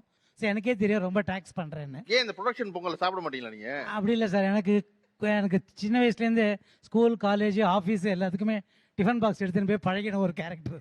ஸோ இதை காம்பன்சேட் பண்ணுறதுக்கு என்ன பண்ணுவேன்னா, ஷூட்டிங் இல்லாத அன்னைக்கு நான் அவளுக்கு எல்லா வேலைக்கும் ஹெல்ப் பண்ணுவேன். அது கரிகாரம் இருக்கிறதா இருக்கட்டும், பாத்திரம் தேய்க்கிறது, காலையில் எழுந்திரிச்சு பாத்திரம் தேய்க்கிறதாகட்டும், என்ன வேலையாக இருக்கட்டும். அண்ட் அவளுக்கு மதியானம் கொஞ்சம் தூங்குற நேரம் கொடுப்பேன். என் பையனுக்கு பாவம் நைட்டு ஒர்க் பண்ணிட்டு அவன் ஏர்லி மார்னிங் தான் தூங்குவான். ஸோ அவனுக்கு சாப்பாடு பிசைஞ்சு கொடுத்து அவனை கவனிச்சிக்கிறதுலேருந்து எல்லாம் பார்த்துப்பேன். This is how I balance the thing. Okay, அவர் நீங்க என்ன செய்வீங்க வீட்டில்? ஷூட்டிங் போற அன்னைக்கு வந்து நான் தூங்கிட்டு தான் இருப்பேன். நான் வந்து அம்மா வந்து ரிசீவிங் எண்ட்ல இருப்பாங்க. அம்மாவுக்கு தான் எந்தெந்த ஐட்டம்ஸ் எங்க இருக்குன்னு தெரியும். ஸோ அம்மா இது எங்க இருக்கு, அது எங்க இருக்கு, வீக்லி வந்து என்ன சமைக்கணும் அப்படிங்கிறது மெனு லிஸ்ட் போட்டுவார். சண்டே நைட் வந்து இந்த வீக் மண்டே டு சண்டே என்னென்ன மெனு வீட்டில் அப்படின்றது லிஸ்ட் இருக்கும். ஸோ அது குடும்பமா உட்காந்துருப்பீங்களா இல்லை அப்பா எடுப்பாரா? அப்பா தான் எடுப்பாரு. அப்பா பார்த்தீங்களா? இல்லை சார், எல்லாருக்கும் பிடிச்ச மாதிரி தான் எடுப்பேன். ஆக்சுவலா அப்பா தான் அங்க உட்காந்துருக்க வேண்டியாளு, நீங்க தான் ஆமியில இருக்க வேண்டியாளு. ஒரு ஞாயிற்றுக்கிழமை சாயந்தரம் உட்காந்து ஒரு வாரம் லிஸ்ட் எடுத்து உங்க லிஸ்ட் ஒரு சொல்லுங்க சார். இல்லை, அது ஆக்சுவலா என் ஒய்ஃபுக்கு ரொம்ப பிடிச்ச விஷயம் சார். ஏன்னா காலையில் என்ன சமைக்கிறதுன்னு டென்ஷன் இல்லாமல் இருக்கிறதுக்காக போட்டுட்டேன்னா அதுக்கு ஏற்ற மாதிரி காய்கறி எல்லாம் வாங்கி கிளீனாக அந்த டைம் சேவிங் தான் அது. ஏன்னா எழுந்து இன்னைக்கு என்ன பண்ண போறோம். இப்போ உதாரணத்துக்கு இன்னைக்கு ஞாயிற்றுக்கிழமை ராத்திரி நீங்க அடுத்த வாரத்துக்கு ஒரு லிஸ்ட் எழுதுவீங்க. உங்க லிஸ்ட் என்ன எழுதுவீங்க? நாளைக்கு காலையில் சார் சின்ன வெங்காய சாம்பார் பண்ணுவேன் சார், உருளைக்கிழங்கு பண்ணுவேன் சார். அதுக்கு அடுத்த நாள் அப்படியே பன்னாப் கறின்னு மேங்களூர் டிஷ் ஒன்று இருக்குது, அது பண்ணுவோம். அப்புறம் சேனக்கிழங்குல போடின்னு ஒரு வெரைட்டி இருக்குது, அது பண்ணுவோம். 3ஆம் நாள் ஒரு கலந்த சாதம் பண்ணுவோம், புளி சாதம், அதுக்கு வடாம் பண்ணுவோம். வியாழக்கிழமை மணிக்கு அது மாதிரி பார்த்தீங்கன்னா ஒரு தொகையில் ஒன்று பண்ணிவிட்டு ஒரு ரசம் ஒன்று பண்ணிவிட்டு அது தொட்டுக்கிறதுக்கு சுட்டாப்பெல்லாம் பண்ணுவோம். அதுக்கப்புறம் ஒரு நாள் காரக்குழம்பு பண்ணுவோம், அந்த காரக்குழம்பு வெண்டைக்காய் கறி பண்ணுவோம். இந்த மாதிரி போயிட்டே இருக்கும் சார். ஓ, டேபிள் போட்டு திங்கள் செவ்வாய் புதன் வியாழன் வெள்ளி சனின்னு போட்டு காலையில் சாப்பாடு எழுதுவீங்க? ஆமாம். ஸ்கூல் டைம் டேபிள் பார்த்துருக்கேனோ இல்லையோ, இந்த ஃபுட் டைம் டேபிள் நிறைய பார்த்துருக்கேன். அப்படியா? எங்க வீட்டில் எப்படின்னா, மத்தியானம் லஞ்சு சாப்பிடும் போதே நைட்டுக்கு என்னம்மா, நாளை காலையில் என்ன பண்ண போற, மத்தியானம் என்ன, முதல்ல முடியுமான்னு வரும். அவங்க வீட்டுக்கார் வந்து முதல்ல இது சாப்பிடுமா, இது முடி, அதுக்கப்புறம் நைட் இல்லை அம்மா நைட் என்ன பண்ண போறாங்க சொல்லுங்க, அம்மா நாளை காலையில் என்ன பண்ண போறீங்க, அம்மா இது பண்ணுங்கம்மா இது பண்ணுங்கம்மான்னு. அதாவது அவங்க வீட்டுக்காருக்கு என்ன வேணும்னு கூட கேட்க மாட்டாவ, அவளுக்கு என்ன பிடிக்குமோ அதுதான் நம்ம பண்ணணும். நீங்க பொதுவாக ஷூட்டிங் எடுத்துட்டு போகும்போது இப்ப சொல்ல மாதிரி லிஸ்ட் ரெடி பண்ணி வச்சுக்குவீங்களா? ஷூட்டிங் போகும்போது இதெல்லாம் எடுத்துட்டு போகணும் இல்லை அன்னைக்கு என்ன இருக்கோ அதை பண்ணி ஷூட்டிங் எடுத்து போவீங்களா? இல்லை இப்போ நீங்க நான் ஒரு நாள் ஃப்ரீயா இருந்தேன்னு வச்சுக்கோங்களேன், நான் வந்து கோயம்பேடு போய் என்னென்ன வேணுமோ எல்லாம் வாங்கிட்டு வந்துடுவேன். ஸோ இந்த பிள்ளைங்களுக்கு சிலவங்களுக்குலாம் பிட்லாலாம் என்னன்னே தெரியாது. ஸோ அவங்களுக்குலாம் டிஃப்ரெண்ட்டாக இருக்கும். சக்கரை பொங்கல்லாம் பண்ணி கொண்டு போய் கொடுப்பேன். காலையில் மார்னிங் பிரேக்ஃபாஸ்ட்டே பார்த்தீங்கன்னா ஒரு இட்லி வடை பொங்கல் இது பாருங்க எல்லாம் சாப்பிட்ருக்காங்க. ஃபிஷ் கறியும் இடியாப்பமும் எடுத்துட்டு வருவாங்க, புட்டு எடுத்துட்டு வருவாங்க. ஸோ டிஃப்ரெண்ட் வெரைட்டி அம்மா சமையலை பார்த்து தான் இதெல்லாம் இருக்குன்னு சொல்லிட்டு நான் தெரிஞ்சுக்கிட்டேன். ஸோ அதுக்கு முன்னாடி எனக்கு அதெல்லாம் என்னன்னு கூட தெரியாது. இடியாப்பம் தெரியாதா உங்களுக்கு? புட்டு தெரியாதா? புட்டுக்கு ஃபிஷ் கறி சாப்பிடுறது எனக்கு தெரியாது. நல்லியம்மாவின் மூலமாக தெரிந்து கொண்ட உணவு இதுன்னு எதை சொல்லுவீங்க? ஃபிஷ் கறியும் புட்டும் சாப்பிடுறது எனக்கு, நான் ஹாஸ்டல்ல படிச்சேன். ஸோ அதனால ஹாஸ்டல்ல I don't get all this idli dosa அது மாதிரி தான் இருக்கும். நான் வந்து இது புதுசா இருந்துச்சு. எனக்கு வந்து ஃபிஷ் கறி வச்சு சாப்பிடலாம்ங்கறது தெரியாது. எனக்கு புட்டு இருக்கிறது எனக்கு வந்து அப்பதான் தெரியும். ஆமா, டெய்லி காலையில போயிட்டா ப்ரொடக்ஷன் சாப்பிடுறேன். நான் கேட்பேன் ஷூட்டிங் நல்லி அம்மா இருக்காங்களா, அப்போ ஓகே, அப்போ இன்னைக்கு சாப்பாடு ரெடி அப்படி இருக்கும். ஏன்னா நல்லி அம்மா வந்தாங்கன்னா காலையில பிரேக்ஃபாஸ்ட் லஞ்சு அப்புறம் ஈவினிங் ஸ்நாக்ஸ் வரைக்கும் இருக்கும். அன்னைக்கு எங்க அப்பா அம்மா வந்து காலே பண்ண மாட்டாங்க. நல்லியம்மா இருக்காங்களா, அப்போ ஓகே. சாப்பிட்டதுக்கு அப்புறம் தான் ஷார்ட் போகணும். சாப்பிடு ஃபர்ஸ்ட் சாப்பிடு அப்படின்னு சாப்பிட வைப்பாங்க. ஏன்னா உணவு போடுறது ஒரு பெரிய விஷயம். அம்மா அது எல்லாருக்குமே கொடுப்பாங்க. சரி பாதமா சூப்பர். இப்போ இவங்க எடுத்துன்னு வர்றது சாப்பிட்றது ஒரு விஷயம் இருக்கு. ஆனால் 11 மணிக்கு திடீர்னு நமக்கு தோணும், இது நல்லா இருக்குல்ல, அவங்க வீட்டில் அது பிரமாதமாக இருக்கும், வேணும் அவங்க வீட்டில் வேணும் வேறையாக இருக்கும். ஆனால் ஃபோன் பண்ணி அவங்க வீட்டில் அதை ரெடி பண்ண சொல்லி 1:30 மணிக்கு சுட சுட அது டான்னு வந்துடும். நீங்க ஆசைப்பட்டீங்கன்னா அதை உடனே பண்ணி கொண்டு வர சொல்லுவாங்க. அதான் அது அடுத்த ஆச்சரியம். நீங்க வீட்டில் போய் சொல்லுவீங்க? கண்டிப்பாக சொல்லுவேன். அதுவும் அவங்க வருத்தப்பட மாட்டாங்க, எங்க வீட்டை சந்தோஷத்தை போடுவாங்க. ஆமாமா கண்டிப்பா. ஒரு நாள் புதுங்கிழமை மத்தியானம் ஒரு மெனு அடிச்சிடலாம்ல, நல்லியம்மா ஷூட்டிங் இருக்காங்க. அதுவும் ஓகே, அவர்கிட்ட கொடுக்கு. சொன்ன மாதிரி அம்மா இருக்கும்போது ஷூட்டிங்ல சாப்பாடு பத்தி நம்ம கவலைப்படவே வேணாம். ஏன்னா அம்மாவோட டிஷ்ஷஸ் பாத்தீங்கன்னாவே ரொம்பவே ஸ்பெஷலா இருக்கும். எங்க வீட்டுல எப்படி டிஃப்ரெண்ட்னா, நான் வீட்டுல இருக்கும்போது ரொம்ப தொந்தரவு பண்ணுவேன் எல்லாரையும். ஏன்னா இது செய்யுங்க அது செய்யுங்க. என் வைஃப் சொல்லுவா, எதுக்கு தான் உனக்கு ஷூட்டிங் இல்லை, நீ ஷூட்டிங் போனா நல்லா இருக்கும்னு சொல்லிட்டு சந்தோஷப்படுவேன். என் பையனை கேட்டு பாருங்க, உங்க அப்பா கேள்றா ஷூட்டிங் இருக்கான்னு கேட்பாங்க. அம்மா எல்லாம் முதல்ல ஏன் உனக்கு ஷூட்டிங் இல்லை, தொந்தரவு பண்ணாத. லைக் ஆனாலும் எப்படி தொந்தரவு பண்ணாதனா, வேணும்ட்டே வேலை செஞ்சுட்டே இருப்பாங்க. ஏதோ பாத்திரம் இருக்கா நான் பண்றேன், ஏதோ மாப்பிங் இருக்கா, ஏதோ சம்திங் அதர். அது நல்லதானே, மாப்பிங் இருந்தா நான் பண்றேன்னு சொல்றது நல்லதானப்பா. அதான் என் அம்மாக்கு பிடிக்காதுல்ல. எல்லாம் ஆப்போசிட்டா போயிட்டு இருக்கு லைஃப். அதான் புரிய மாட்டேங்குது எது கரெக்ட். இப்ப சின்ன திரை பிரபலமாக இவர்கள் இருக்கும் பொழுது முதல்ல ரொம்ப சந்தோஷமா உறவுகளுக்கு வந்து பரவாயில்ல, நம்ம புள்ள, நம்ம கணவன், நம்ம மனைவி, நம்ம அண்ணன், நம்ம தம்பி இவ்வளவு பிரபலமா இருக்காருன்னு ஆகும். ஆனா அந்த பிரபலமே ஒரு காலகட்டத்துல சங்கடங்களை விளைவிக்கும். அப்படி இவர்கள் பிரபலமாக இருப்பதனால் நீங்க சந்திச்ச சங்கடம் என்ன சார்? முன்னெல்லாம் ரிலாக்ஸாக எங்கள் ஸ்ட்ரீட்டில் நாங்கள் போகும்போது ரிலாக்ஸாக பர்கோடா போட்டுட்டு just like that window shopping எதாவது பண்ணோன்னா போயிடலாம் சார். இப்போ எங்கள் ஸ்ட்ரீட்டில் போகும்போது நான் வந்து ஃபுல் பேண்ட் போட்டுட்டோ ஃபுல் ட்ரெஸ் கோட் எல்லாம் மெயின்டைன் பண்ணிட்டு தான் போக வேண்டியதாக இருக்குது. ஏன்னா போகும்போது முன்ன என் பையன் அவன் சொல்கிறது போக சூர்யாவம்சம் ஆஷிஷ் சேகர் அவருடைய ஃபாதர் தான் இவர் அப்படி சொல்லிட்டு இவரை எல்லாமே பார்க்க ஆரம்பிச்சிட்டாங்க. Everybody is having I on me. So இப்போ வந்து ஜஸ்ட் லைக் தட் எல்லாம் போக முடியல. அந்த ட்ரெஸ் கோட் எல்லாம் கொஞ்சம் மெயின்டைன் பண்ண வேண்டியது. வேற மற்றவர்கள் சந்திக்கிற சங்கடம் என்ன?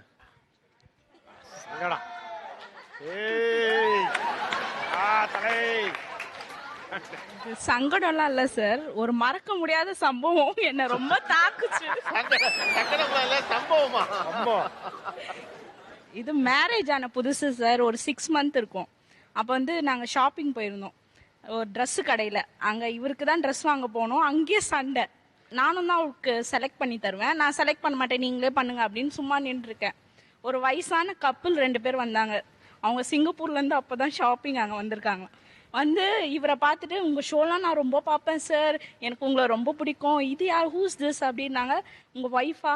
மா யூ ஆர் சோ லக்கிமான்னாங்க. எனக்கு வந்துச்சு கோவம். ஐயோ, அவங்க எல்லாரும் என்ன நினைச்சிட்டாங்க, காமெடி என்ன வீட்லயோ ஸ்டாண்டப் காமெடியே பண்ணிட்டு இருப்பாரு. சரியான சிடுமூஞ்சி சார், சின்னதுக்கெல்லாம் கூட சிடு சிடுன்னு கோவப்பட்டே இருப்பாரு. சிரிப்புன்றதே வீட்டுல கிடையாது. ஆனா எல்லாரும் பாக்குறவங்களா நீ ரொம்ப லக்கிமா லக்கிமா. ஏங்க வீட்டுக்கு வந்து பேசாம நீங்க இன்னொரு தடவை வீட்டுக்கு வந்தா தானே தெரியும் அப்படின்ற மாதிரி இருக்கும். உங்க வீட்டுல இருக்க பிரபலங்களினால் நீங்கள் சந்திக்கிற சமூகத்துல சந்திக்கிற சங்கடம் என்ன சார்? பல சங்கடம் இருக்கு சார். 1 2 எங்களது வந்து காதல் திருமணம். நாங்க தமிழ், அவங்க தெலுங்கு. பேரண்ட்ஸோட சம்மதத்தோட தான் கல்யாணம் பண்ணிக்கிட்டோம். யார் தெலுங்கு? அவங்க தெலுங்கு. ஆமா, அவங்க தெலுங்கு. சரி. அதுல என்னன்னா, அதுல இப்ப நம்ம அலைபாயுத மாதவன் ஷாலினிலாம் சொல்லுவாங்களா, அந்த அளவுக்கு நாங்க கிடையாது. டம்மினா அது எல்லாருக்குமே தெரியும். பட் அந்த படத்துல வர மாதிரி ஒரு சம்பவம் எங்க வீட்டுல நடந்தது. ஒரு நாள் நடந்தா பரவாயில்ல, 2 நாள் 3 நாள். அந்த படத்துல பாத்தீங்கன்னா ஹீரோயின் வந்து அவங்களோட தாலியை வந்து கண்ட இடத்துல மாட்டி வச்சுட்டு போயிடுவாங்க. எங்க வீட்டுல வந்து அவங்களோட ஷூட்டிங், அவங்க தொழில் அந்த மாதிரி இருக்கு. எனக்கு அதுல வருத்தம் ஒன்றும் இல்லை, சங்கடம் ஒன்றும் இல்லை. பட் இருந்தாலும் கொஞ்சம் ஒரு ஃபர்ஸ்ட் நமக்கு இந்த இதெல்லாம் நம்ம அதுக்கு முன்னாடி அனுபவப்பட்டது இல்லையா, அதனால வந்து கொஞ்சம் ஷாக்கிங்கா இருந்தது. சரி, இப்படிலாம் வச்சுட்டு போறாங்களே அப்படின்னு சொல்லிட்டு நான் 2 3 வாட்டி கேட்டிருந்தேன். இல்லை தொழில் எங்களோட ஜாபுக்கு அந்த மாதிரி போக முடியாது அப்படின்னாங்க. சரி ஓகே, நான் வந்து ஒரு தனியார் கல்லூரியில் உதவி பேராசிரியர் இருக்கேன். நம்ம வந்து என்ன பண்ணோம், நாங்கள் 2 பேரும் தனியாக தான் ஒரு வீட்டில் இருக்கோம். அப்பா அம்மா, எங்கள் அப்பா அம்மா ஊரில் இருக்காங்க, மதுரையில் இருக்காங்க. இவங்க அப்பா அம்மா இங்கே பக்கத்தில் வல்சராக்கத்தில் இருக்காங்க. எங்கள் வீடு கோவூர். ஒரு நாள் என்ன பண்ணிட்டேன், அவங்க வந்து ஒரு 1 week 10 days கண்டினியூஸாக ஷூட் இருந்துச்சு. ஷூட் இருந்தால் அவங்க அம்மா வீட்டில் இருப்பாங்க, இங்கே பக்கத்தில் இருப்பாங்க. நான் மட்டும் அங்கே தனியாக இருக்கணும். டே டைமில் நான் ஆஃபீஸ் காலேஜ் போயிட்டு எப்படி வந்து நம்ம ஜொல்ல வச்சுட்டு வீட்டுக்கு போகிறது அப்படின்னு சொல்லிட்டு ஒரு நாள் நானே மாட்டிட்டு போயிட்டேன். அது வந்து யாரோட ப்ரெஷர்ல மாட்டினா எங்க வீட்ல இருந்து ஃபோன் பண்ணி கேட்பாங்க, ஒய்ஃப் தாலி போட்டிருக்காங்களா, ஏன்னா ஏற்கனவே ஒரு வாட்டி பார்த்து அந்த மாதிரி எங்க வச்சிருந்தாங்க. எங்க மாமியார் அதை பெருசா எடுத்துக்க மாட்டாங்க. ஆனா எங்க வீட்ல இருந்து கேட்பாங்க. அவங்க எல்லாம் ஊருக்காரங்கனால வந்து இந்த ட்ரெடிஷனை ரொம்ப ஃபாலோ பண்ணுவாங்க. அவங்களுக்கு வந்து இந்த ஜாபை பத்தி தெரியாது. பட் நமக்கு வந்து அது தெரியும். பட் இருந்தாலும் நம்ம அட்ஜஸ்ட் பண்ணிட்டு என்ன பண்ணுவாங்க, யார் மாட்டினா ஆமா அந்த மாதிரி நான் மாட்டிட்டு போயிட்டேன். இதை வந்து நான் கிளாஸ்ல வந்து ஒரு ஸ்டூடெண்ட் வேற பாத்துட்டாரு. அதை பார்த்துட்டு, சார் என்ன சார் செயின்லாம் போட்டிருக்கீங்க, பெரிய ஆள் ஆயிட்டீங்க போலன்னுட்டு. நமக்குள்ளதான் தெரியும் அது நம்ம என்ன செயின் போட்டிருக்கோம். இதை வந்து எடுத்து அது மைனர் செயினா அதை வெளியே எடுத்து காமிக்கிறதுக்கு, அதை எடுத்து காமிச்சா நம்ம மானம் போயிடும்.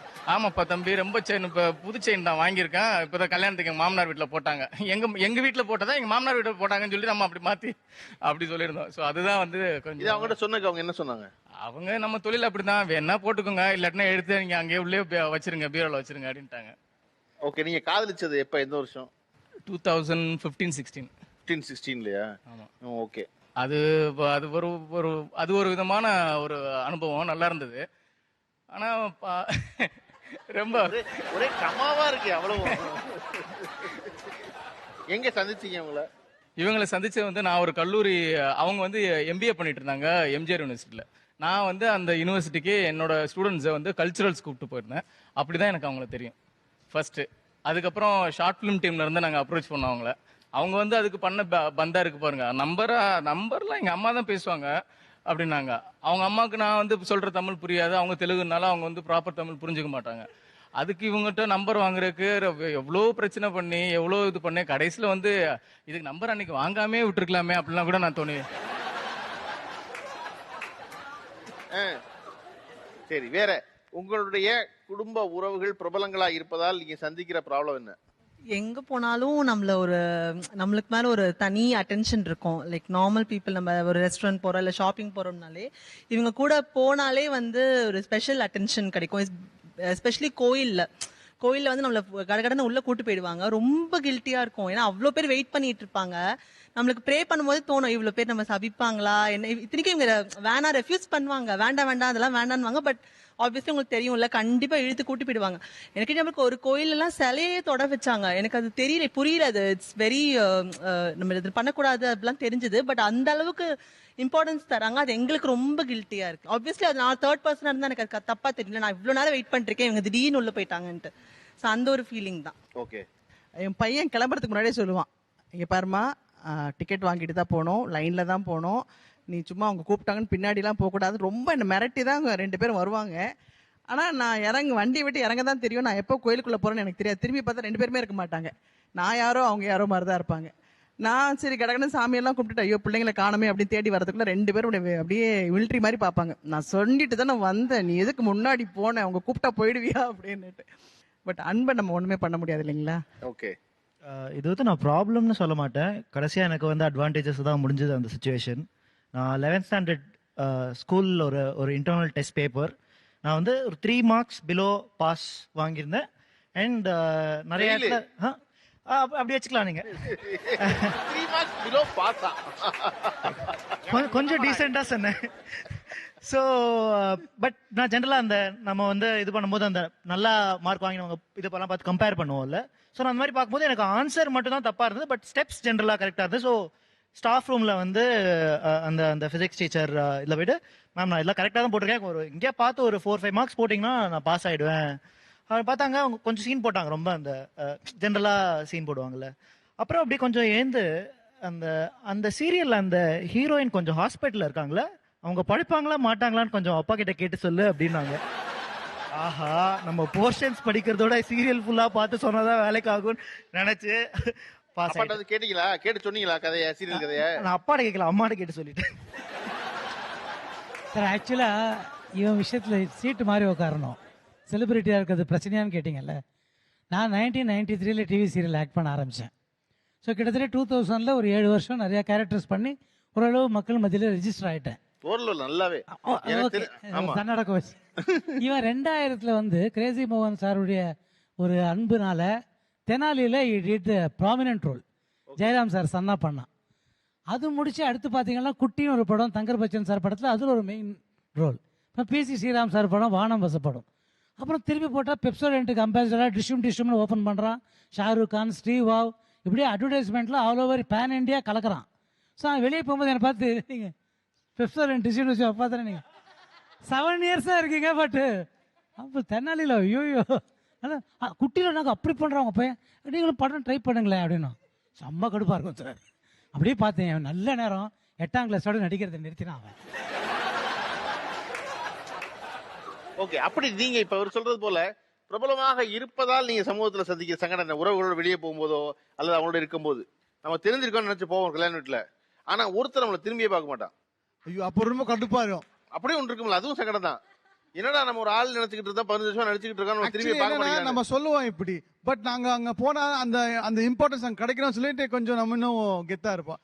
அப்படியே போய் பார்ப்போம், நான் வந்திருக்கேன்னு சொல்லிட்டு அந்த ஒரு ஃபீலிங். என்னன்னா இந்த பாப்புலாரிட்டி வந்து நம்மள வந்து அவ்வளோ இது பண்ணிடுச்சு. எங்க போனாலும் இம்பார்ட்டன்ஸ் கிடைச்சே ஆகணும். இம்பார்ட்டன்ஸ் கிடைக்கலன்னா கூட நம்ம இம்பார்ட்டன்ஸ் கிடைக்கணும். இம்பார்ட்டன்ஸ் நமக்கு இல்லைன்னா கூட யாருமே நம்மள இம்பார்ட்டன்ஸ் கொடுக்க மாட்டேங்கிறாங்கன்னு சொல்லி அந்த ஃபீலிங் கிடைக்கும். ஏன்னா இந்த ஃபீல் அந்த மாதிரி நம்மள வந்து ஆக்கியிருக்கு. இப்படி பிரபலமாக இருப்பதால், பாப்புலரா இருக்கிறதுனால நீங்க சந்திக்கிற சங்கடம் என்ன சமூகத்துல? கோவில் போற விஷயங்கள்லாம் தாண்டி இப்போ என்ன மாதிரி ஏஜ் கேட்டகரியில இருக்கிறவங்க ஃபேமிலியோட சம்டைம் போயிருப்போம். கோவிலா இருக்கட்டும், வேற படத்துக்கு போறோம், எங்க இருக்கு ஃபேமிலியோட போகும்போது குழந்தைங்க கூட இருக்கும், ஹஸ்பண்ட் கூட இருப்பாங்க. செல்ஃபி எடுக்கிறோன்னு வருவாங்க நிறைய பேர். சந்தோஷமா இருக்கும், நம்மள என்னைக்கோ ஒரு நாள் பாக்குறாங்க, அந்த ஒரு ஆசையில எடுக்கிறாங்கன்னு. பட் நம்ம ஹஸ்பண்ட் கூட இருக்கும்போது ஒருத்தவங்க ஃபேமிலியா எடுக்கிறத தாண்டி நிறைய பேர் வந்து இந்த மேல்ஸ் போட்டோ எடுக்கும் போது இடிச்சிட்டு நிக்கிறோமா, அவங்களை எப்படி நிக்கிறோம், அவங்க ஹஸ்பண்டோட வந்திருக்காங்களே, அந்த மாதிரி திங்க் பண்ண மாட்டேங்கிறாங்க. ஒரு போஸ்ட் எடுக்க மாட்டாங்க. அவங்க ஒன்று எடுப்பாங்க, ஹஸ்பண்ட் கிட்டே கொடுத்து எந்தாங்க சார் 2 போட்டோ எடுங்க அப்படின்னு சொல்லிட்டு. எனக்கு இங்க இருந்து ஒரு மாதிரி படப்படன்னு இருக்கும். ஒண்ணுமே இது வரைக்கும் சொன்னதில்லை. பட் கண்டிப்பா அவங்க மனசுக்குள்ள ஒரு விஷயம் இருக்கும் இல்லையா, ரொம்ப ஒரு சங்கடமான விஷயம். நம்ம குழந்தை ஹஸ்பண்ட் எல்லாம் தள்ளி நிக்க வச்சுட்டு நீங்க எடுக்கும் பரவாயில்ல, அது ஒரு சங்கடமா தானே இருக்கு. ஸோ தனியா வர இடத்துல செய்யலாம், அந்த மாதிரி ஒன்றும் பிரச்சனை இல்லை. இப்போ நான் கொஞ்சம் ஒரு வாரம் லாஸ்ட் வீக் வந்து நாங்கள் ரெஸ்ட்டுக்காக ஏலகிரி போயிருந்தோம். எல்லாரும் நல்லா ஜாலியாக எல்லாம் பேசிட்டு இருக்கும்போது ஒரு ஃபேமிலி வந்து கேட்குறாங்க, என்னம்மா இப்பெல்லாம் நீங்களும் நடிக்கிறதே இல்லையா? ஆனால் அந்த கோகுலத்தில் சீதை ஒன்று பார்த்தேங்க, சூப்பராக இருக்குங்க, அது நடிச்சுக்கிட்டே இருக்கோம். அப்படியாங்க, நான் நடிக்கிறது இல்லைங்க, ஆனால் அதில் சூப்பராக பண்ணியிருந்தீங்க, அந்த மாதிரி பண்ணுங்க படம். இப்போ படம்லாம் நடிக்கிறது இல்லையாங்க, அதாவது பேசணும், ஏதாவது ஒன்று இன்ட்ராக்ட் பண்ணணும், அதை நேராகவே கேட்கலாம், என்னம்மா எப்படி இருக்கீங்க என்ன.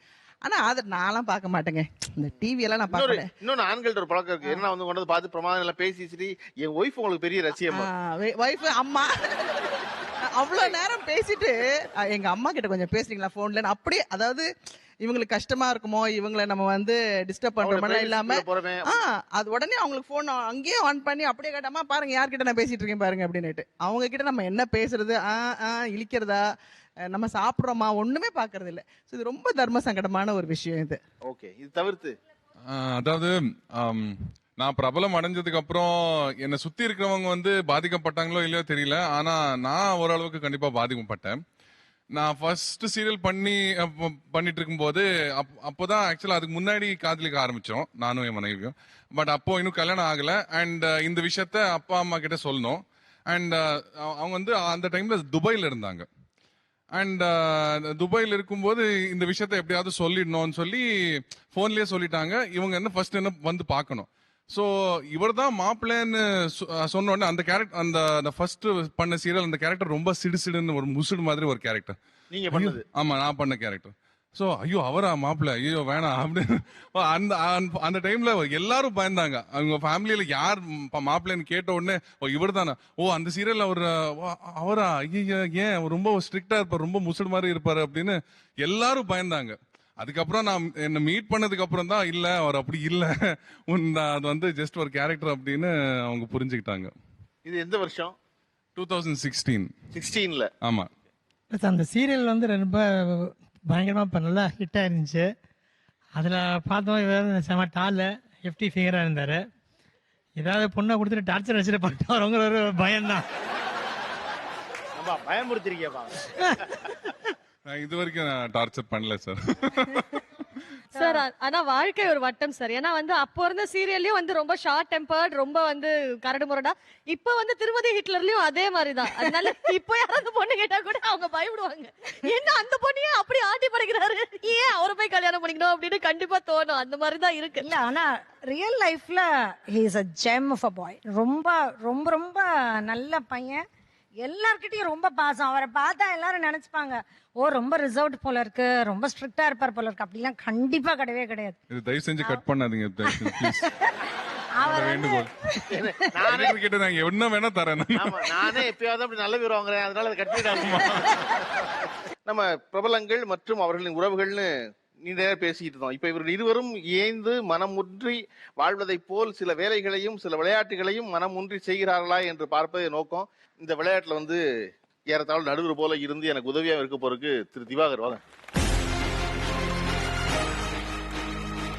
அம்மா, உங்களுக்கு அம்மாவும் உங்களுக்கு மாமியாரும் 2 பேரும், ஏன்னா பானிபூரி சாப்பிடுறது ரொம்ப முக்கியம். நம்ம சிந்தாம சாப்பிடுறது மட்டும் இல்ல, அதை சிந்தாம தயார் பண்றது, தயார் பண்ற பொறுப்பு அம்மா மாமியார் எழுதுவாங்க. உடைச்சு உள்ள கொஞ்சம் உருளைக்கிழங்கு வச்சு அப்புறம் தண்ணி ஊத்தி கொடுக்கணும். 3 நிமிஷத்துல யாரு 2 பேர்ல அதிக எண்ணிக்கையில இந்த பானிபூரியை சாப்பிட போறாங்கிற கணக்கெடுப்பை திவாகர் நடத்துவார். ரெடிங்களா? ஓகேவா? நாங்க கை ஹெல்ப் எல்லாம் பண்ண கூடாது. நீங்க ஒண்ணு தெரியும், சாப்பிட வேண்டியதான். ஒரு சாப்பிட மட்டும் தான். ஓகே, ரெடி, டைம் ஸ்டார்ட்ஸ் நவ. 3 minutes. அம்மா இந்தி படம் ரெடியா? ரெடியா? கையில எடுத்து போடுமா. அம்மா இந்தி படம் பாத்துக்கீங்களா? ஷாருக் கான் சாப்பிடுவார்ல, அந்த மாதிரி சாப்பிடணும். அம்மா சிந்தாம சிதறாம சாப்பிடணும். ஒரு பானிபூரியோட விலை எவ்வளவு தெரியல? Okay okay. இங்க 2. அபிராமி, ஆஹா, அபிராமி பானிபூரி கடை வாசல்ல தான் இருக்கும் போல இருக்கு பார்த்தா.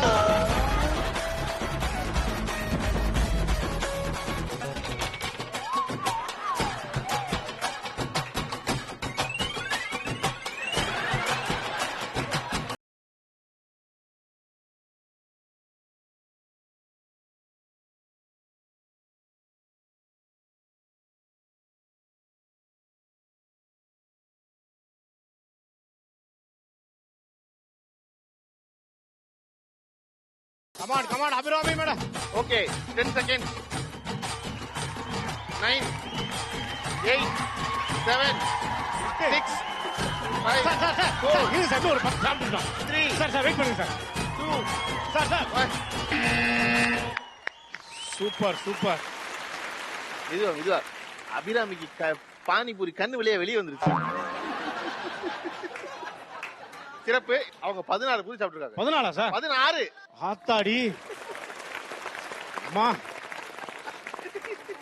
சார் அவங்க 16, இவங்க 14. 14? ஆமா sir, 14, 14. Super, very good, great. மாமியாரும் மருமகளும் ஒரு டான்ஸ் அண்ணா நல்லா இருக்குன்னு ஃபீல் பண்றாங்க. இந்த சைடு அம்மாவும் பொண்ணும் அண்ணா நல்லா இருக்குன்னு ஃபீல்.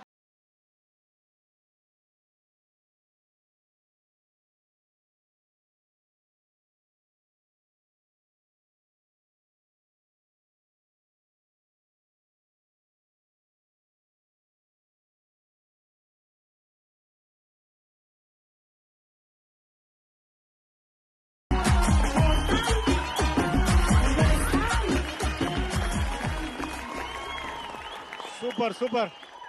மேடம் பாக்யராஜ் சார் படம் தான் நிறைய விரும்பி பாப்பாங்கன்னு நினைக்கிறேன். அவங்களோட ஃபேன் நினைக்கிறேன். வாங்க அம்மா பொண்ணு. Thank you so much.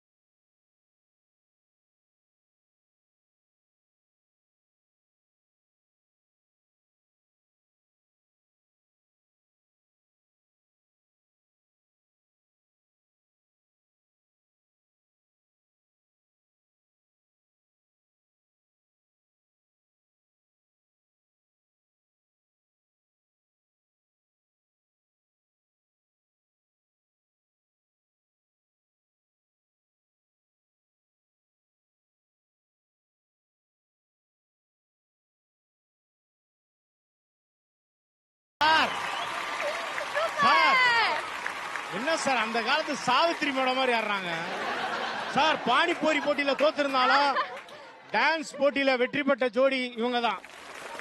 அடுத்து டிஜேடி டான்ஸ் ஜோடி டான்ஸ்ல நீங்க செலக்ட் ஆக போறீங்க மேடம். வாழ்த்துக்கள். தேங்க்யூ. திரை நட்சத்திரங்களும் அவர்களின் உறவுகளும் என்று பேசிக் கொண்டிருக்கிறோம். பிரபலமாக இருப்பதால் நீங்க சமூகத்தில் சந்திக்க சங்கடம் உறவுகளோடு வெளியே போகும்போதோ அல்லது அவங்களோட இருக்கும்போது? அதாவதுண்ணே தம்பி தம்பி சொல்வதெல்லாம் உண்மை கிடையாது.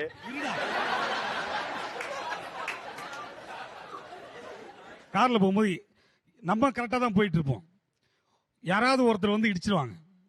இடிச்ச கோவத்தில் நம்ம என்ன பண்ணுவோம், இடிச்சிட்டாடா அப்படின்னு கதவை திறந்து வெளியே போனோம். தலை வணக்கம் தலை, எப்படி நல்லா இருக்கியா? திட்ட முடியலடா. அந்த கோவம் வரும் பாருங்க. ஓகே பாஸ் போயிட்டு வாங்க அப்படின்னு சொல்லிட்டு போயிடுவோம். இது ஒண்ணுண்ணே. சில பேர் வந்து இந்த எழு வீட்டெல்லாம் வந்து செல்ஃபி எடுப்பாங்க. அதை கொஞ்சம் வந்து எல்லாம் கொஞ்சம் அதை வந்து இது பண்ணணும். ஏன்னா அந்த இடத்துல வந்து கொஞ்சம் நம்மளுக்கு வந்து தர்ம சங்கடமா இருக்கும். ஏன்னா இந்த வீட்டில் வந்து இங்கே இந்த இடத்துல இடம் பொருள் ஏவல் தெரியாம வந்து செல்ஃபி எடுக்கிறாங்களே அப்படின்னு ஒரு கஷ்டம் இருக்கும். ஓகே, வேற யாரு சார்? இப்போ அவரோட ஃபேனுக்கு அவர் தான் செலிபிரிட்டி. ஸோ என்ன பண்ணுவாங்க அப்படின்னா, இன்ஸ்டாகிராம்ல வந்து இவரும் இப்போ திருமதி ஹிட்லர் நடிக்கிற அந்த பேரும் அவங்கள 2 பேரும் சேர்ந்து ரீல்ஸ் போடுவாங்க. நாமளே அதை பார்த்துட்டு பார்க்காத மாதிரி போயிடுவோம்.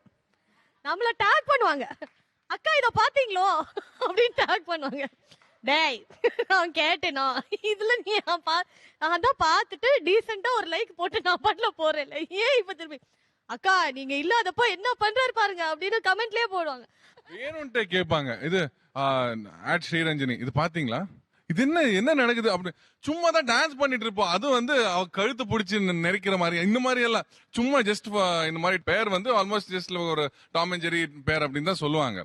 சோ அந்த மாதிரி பண்றதுக்கு எல்லாம் பாத்தீங்களா அக்கா பாத்தீங்களா 2 பேரும் செட்டு சேர்ந்துட்டாங்க.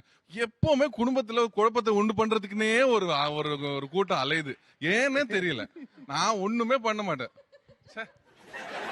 ஓகே, நான் அனுபவிச்ச சங்கடம்னு பார்த்தீங்கன்னா, அதாவது எதுவுமே ஒரு கமிட்மெண்ட் கொடுக்க முடியாது. இப்போ வீட்டில் வந்து சொந்தக்காரங்க கல்யாணம் போனோம் அப்படின்னு சொல்லுவாங்க, இல்லைன்னா குழந்தையோட பர்த்டேவே இருக்கும். அந்த டைமில் டக்கு நம்மளுக்கு ஷூட்டிங் இருக்கும், ஒன்றும் சொல்ல முடியாது. அந்த டைமில் பார்த்தீங்கன்னா முடிச்சு வரதுக்கே நம்மளுக்கு நைட்டு 10 மணிக்கு மேலே ஆயிரும். அவங்க சொன்னாலும் புரிஞ்சிக்க மாட்டாங்க. ஏன்னா நம்ம மீடியாக்காரன் வந்து மிலிட்ரிக்காரன் மாதிரி எந்த நேரத்தில் கூப்பிடுவாங்கன்னே தெரியாது. அதனால் தயாராக இருக்கணும்னு சொல்லி வச்சு அதனால் நான் போயிடுறது. இப்படி சொல்லியிருக்கீங்க வீட்டில் நீங்க? ஆமாம், இதெல்லாம் சொல்லியிருக்கேன். பாருங்க எப்படி சிரிக்கிறாரு பாருங்க. ஆமா சார், உண்மை சார். ஏன்னா நம்மளுக்கு எப்போ வேலை வரும்னு சொல்ல முடியாது. திடீர்னு டப்பிங் ஃபோன் அடிப்பாங்க, திடீர்னு நம்மளுக்கு நாளைக்கு ஷூட்டிங் இருக்காது அப்படின்னு நினைச்சிட்டு இருப்போம். ஆனா காலைல வச்சிட்டோம் சார், வேற உங்க சீன் பிளான் பண்ணிட்டோம் சார், வந்தாகணும் அப்படின்னா நம்ம சொல்லவும் முடியாது.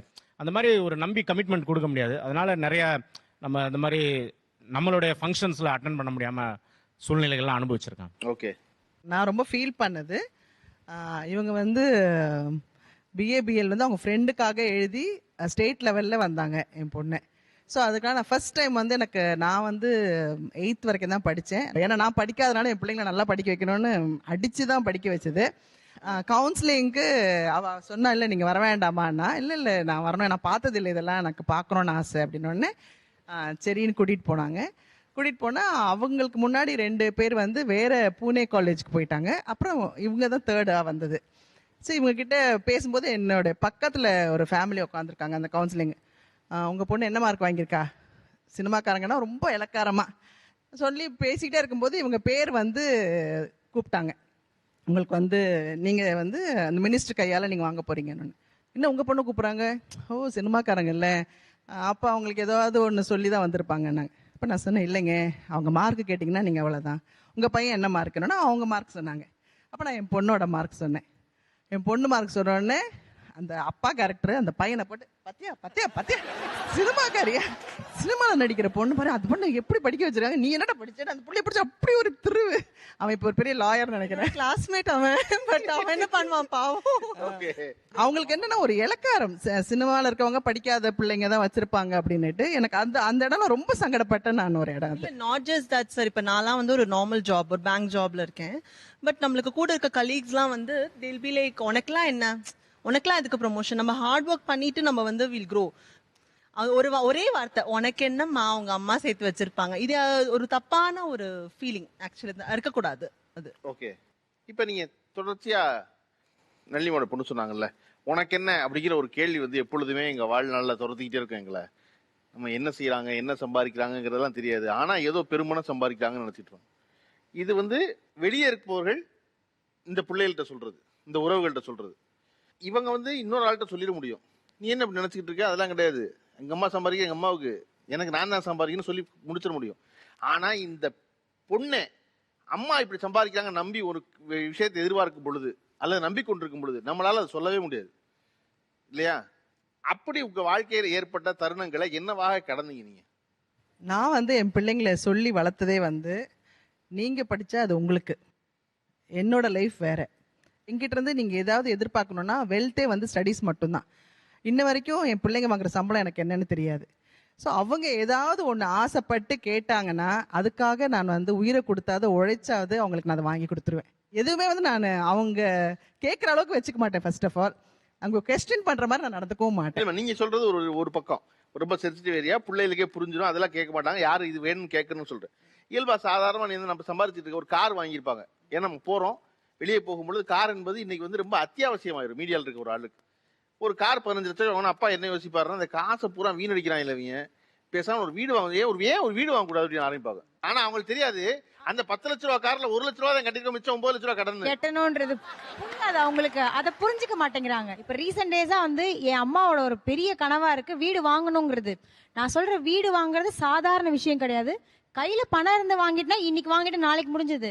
நான் இப்ப லோன் பின்னாடி போனா 30 வருஷம் லோன் நான் அடைக்கணுமா? 30 வருஷம் வரைக்கும் என்னால உழைக்க முடியுமான்னு தெரியல. இல்ல 50 லட்சம் ரூபாய் கொடுத்து கார் வாங்குறீங்க, அதை வீட்டுல போடுங்க. வீட்டுக்கு போன நீங்க வாடகை எங்க கார் வாங்குனாங்க? இல்ல இப்ப பேசிட்டு இருந்தா கூட ஃபர்ஸ்ட் எடுத்த உடனே கார் வாங்கணும்னு தான் பேசுறாங்க.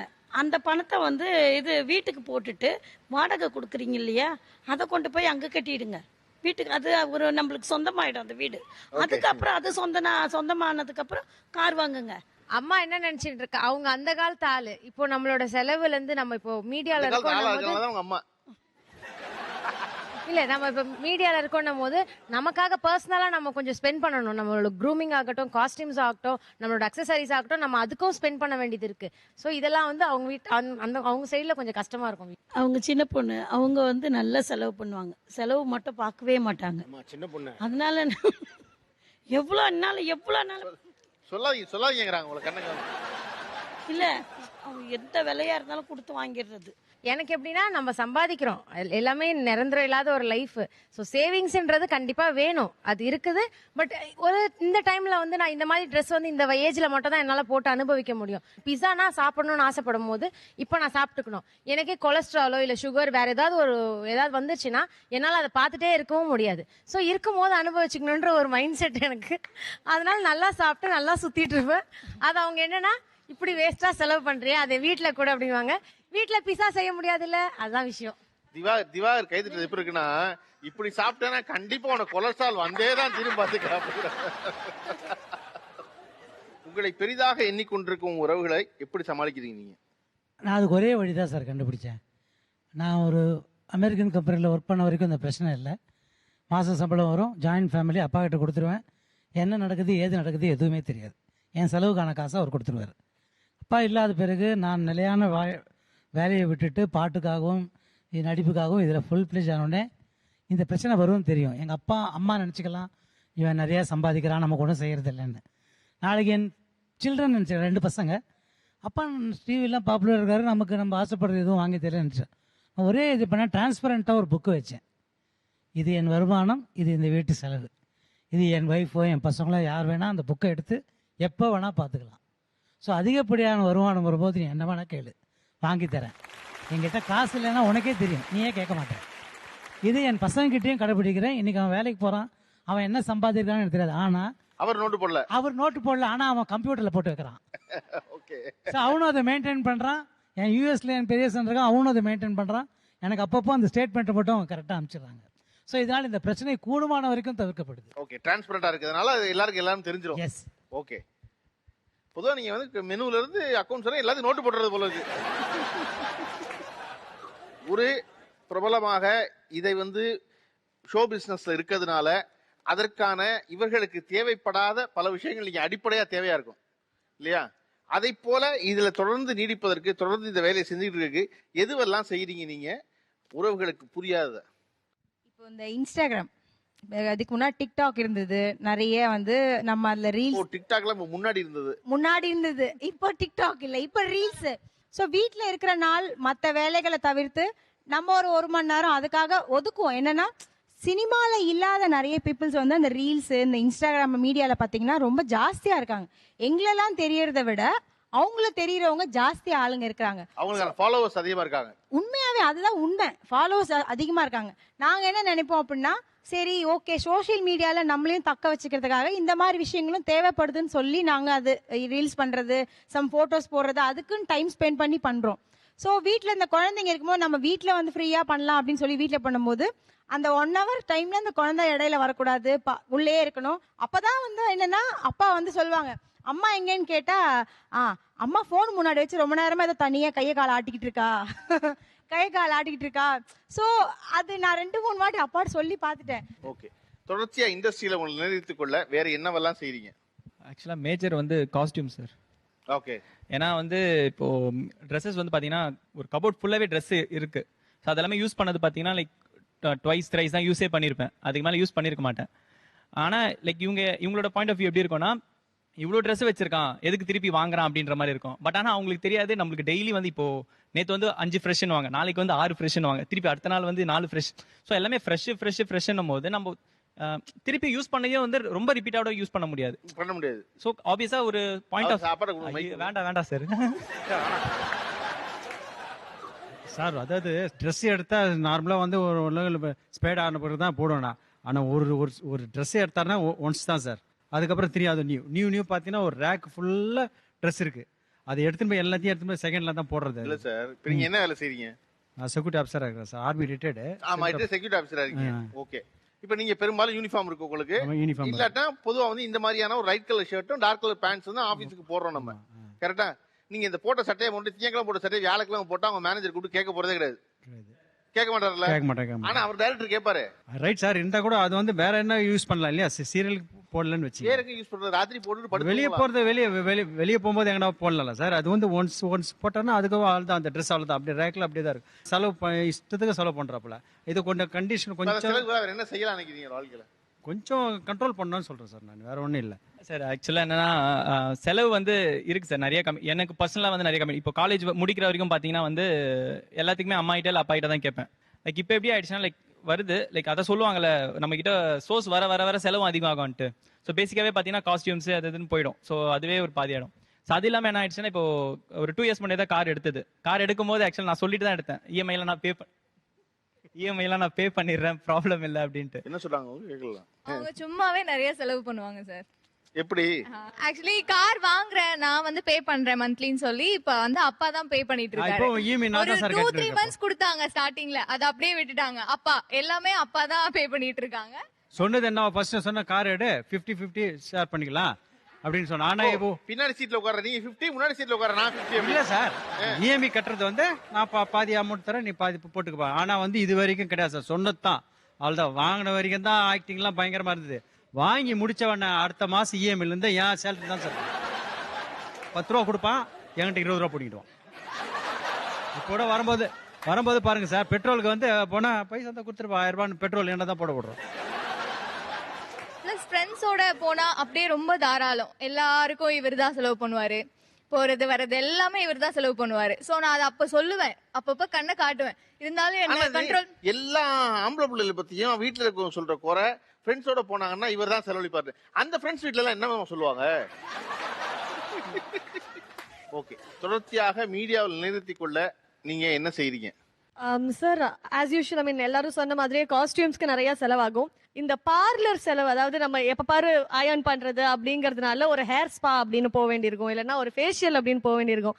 ஸோ எங்க அப்பாவுக்கு வந்து லிப்ஸ்டிக்னு கூட சொல்றது பிடிக்காது. உதட்டு சாயத்தை எதுக்கு போட்டுக்கிற அப்படின்னு தான் சொல்லுவாங்க. ஹேர் ஸ்பாலாம் பண்ணிட்டு அப்பதான் பார்க்க கொஞ்சம் நல்லா இருக்கும், நம்ம இன்ஸ்டாகிராம்ல ஒரு 4 போட்டோ எடுத்து வச்சுக்கலாம் அப்படின்னு சொல்லி வந்து நிப்போம். சலூன் கடைக்கு போயிட்டு வந்துட்டு, என்ன நீ குளிக்காம வர அப்படிமா, அப்பா இப்ப குளிச்சா அதெல்லாம் போயிடுமா, ஒரு பெரிய போராட்டம் நடக்கும் சார். அங்க இந்த சலூன் கடை போராட்டம் எங்க வீட்டுல நிறைய நடக்குது சார். காமன் தான் சார். நான் எதுவுமே ரொம்ப பெருசா செலவு பண்ண மாட்டேன். இவங்க எல்லாரும் சொன்ன மாதிரி நான் எனக்குன்னு எல்லாமே கம்மியா தான் பண்ணேன். என் அப்பா அம்மாக்கு என்ன பண்ணணும் தான் ஃபர்ஸ்ட் பாப்பேன். சரிங்க, அவங்க என்ன சொல்ல வர்றாங்கன்னா, எங்க அம்மாவை சாட்டிஸ்ஃபை பண்றது என் வாழ்க்கை லட்சியம், நோக்கம், பிறப்படுத்து அதுக்கு தாங்கிறாங்க. அதுதான் உண்மை சார். என்ன செஞ்சாங்க? ஃபர்ஸ்ட் முதல்ல நான் ரொம்ப டென்ஷனா இருப்பேன், கத்திக்கிட்டே இருப்பேன். எனக்கு சிரிப்புன்றதை கற்றுக் கொடுத்ததே பொண்ணு தான். அவள் 10th படிக்கும் போது அவளை சுற்றி இருக்கவங்க எல்லாம் சந்தோஷமா இருக்கணும். நான் ரொம்ப டென்ஷன்ல எனக்கு ஒரு பெரிய வியாதியே வந்துடுச்சு. ஆனால் அவள் சொன்ன முதல் வார்த்தை எனக்கு, சிரிமா, நீ சிரிச்சா எல்லாமே நல்லாயிடும், நீ அழகாயிடுவேன். அன்னைக்கு ஆரம்பிச்சது தான் சார் சிரிக்கவே. அன்னிலேருந்து இன்ன வரைக்கும் நான் சிரிச்சிட்டு இருக்கேன், எல்லாரையும் சிரிக்க வச்சுட்டு இருக்கேன். என்ன சந்தோஷப்படுத்தணுன்றதுல ரொம்ப இதா இருப்பா. என் குடும்பத்துக்குன்னு தான் உழைச்சிக்கிட்டே இருப்பான். ஃபேமிலி ஃபேமிலி ஃபேமிலி, அப்பா அம்மா தங்கச்சிக்கு எல்லாருக்கும் என்ன தேவைன்னு பார்ப்பா. அவ செலவை விட எங்களுக்கு பண்ணணுன்றதுல அவ ரொம்ப இதா இருப்பான். அவ கிஃப்டட் தான் அவ எங்களுக்கு. ஓகே, அப்படி உங்க மகன் வாங்கி கொடுத்து நீங்க ரொம்ப பத்திரமா பொக்கிஷமா பாதுகாக்கிற பொருள் ஒன்னு சொல்லணும்னு அதை சொல்லுவீங்க? அவ வாங்கி கொடுத்த பொருளை விட எனக்கு என் பர்த்டேக்கு அவ ட்ரீட் பண்ணது ரொம்ப சந்தோஷமா இருந்துச்சு சார். லாஸ்ட் இயர் அவ கூட்டிட்டு போய் பீச்சில் சர்ப்ரைஸா ஒரு gift கொடுத்தா, அது எனக்கு இன்னுமே திருப்தியா இருக்கு. அவ கொடுத்ததுல விட நான் அன்னைக்குதான் ரொம்ப சந்தோஷப்பட்டேன். இப்படி ஒரு குழந்தைய நான் பெத்தெடுத்திருக்கேனா, என் மேல இவ்வளவு அன்பா இருக்காள். எப்பவுமே அவளுக்கு நான் நல்லா இருக்கணும், நான் நல்லா இருக்கணும், நான் நல்லா இருக்கணும்னே யோசிச்சுட்டு இருக்கா. அதுதான் இப்ப ரீசெண்டா வாங்கினது கார் சார். ரொம்ப கஷ்டப்பட்டு நம்ம குடும்பத்துக்குன்னு ஒரு வேணும் மம்மி அப்படின்னுட்டு போன தீபாவளி அப்பதான் கஷ்டப்பட்டு அந்த ஒரு காரை வாங்கி அது லோன் அடிச்சிட்டு இருக்கா. அது ரொம்ப பெரிய விஷயம் சார். அப்படி இல்ல சார், இப்போ சொன்னீங்கல்ல மீடியால வேணும்னா கார் இருக்கணும், நம்மளுக்கு இல்ல பொதுவான ஒரு விஷயம் தானே சார். இப்ப எல்லாரும் சொன்னாங்களே கார் வேணும் அப்படின்னு. நைட் ஷூட்டா இருந்தாலும் என் அப்பா வந்து கூட்டு போவாரு, இல்லைன்னா என் ஃபியான்சி இருக்காரு, அவரு தான் வந்து கூட்டு போவாங்க. என் கூட நைட் ஷூட்னா எங்க அப்பா அம்மா இருப்பாங்க. அதனால எனக்கு அந்த கார் வாங்கணும்னு இல்லை. அதுக்கப்புறம் எல்லாரையும் பார்த்துட்டு வெளியில நம்ம கார் இருந்தாதான் மதிக்கிறாங்க. வெளியில மக்கள் நம்ம ஃபேமிலியோட ரிலேட்டிவ்ஸோட வெளியில போகும்போது அது இருந்தாதான் நம்மள மதிக்கிறாங்க. சரி, நம்ம வந்து மீடியால இருக்கோம், மீடியால இருக்கிறதுனால கார் வேணும்னு நினைச்சோம். ஆனா கடைசி ஒரு காலகட்டத்தில் தோணுதுன்னா மீடியால இருக்க யாருமே நம்மளுடைய கார் எதுன்னு பாக்குறது இல்ல.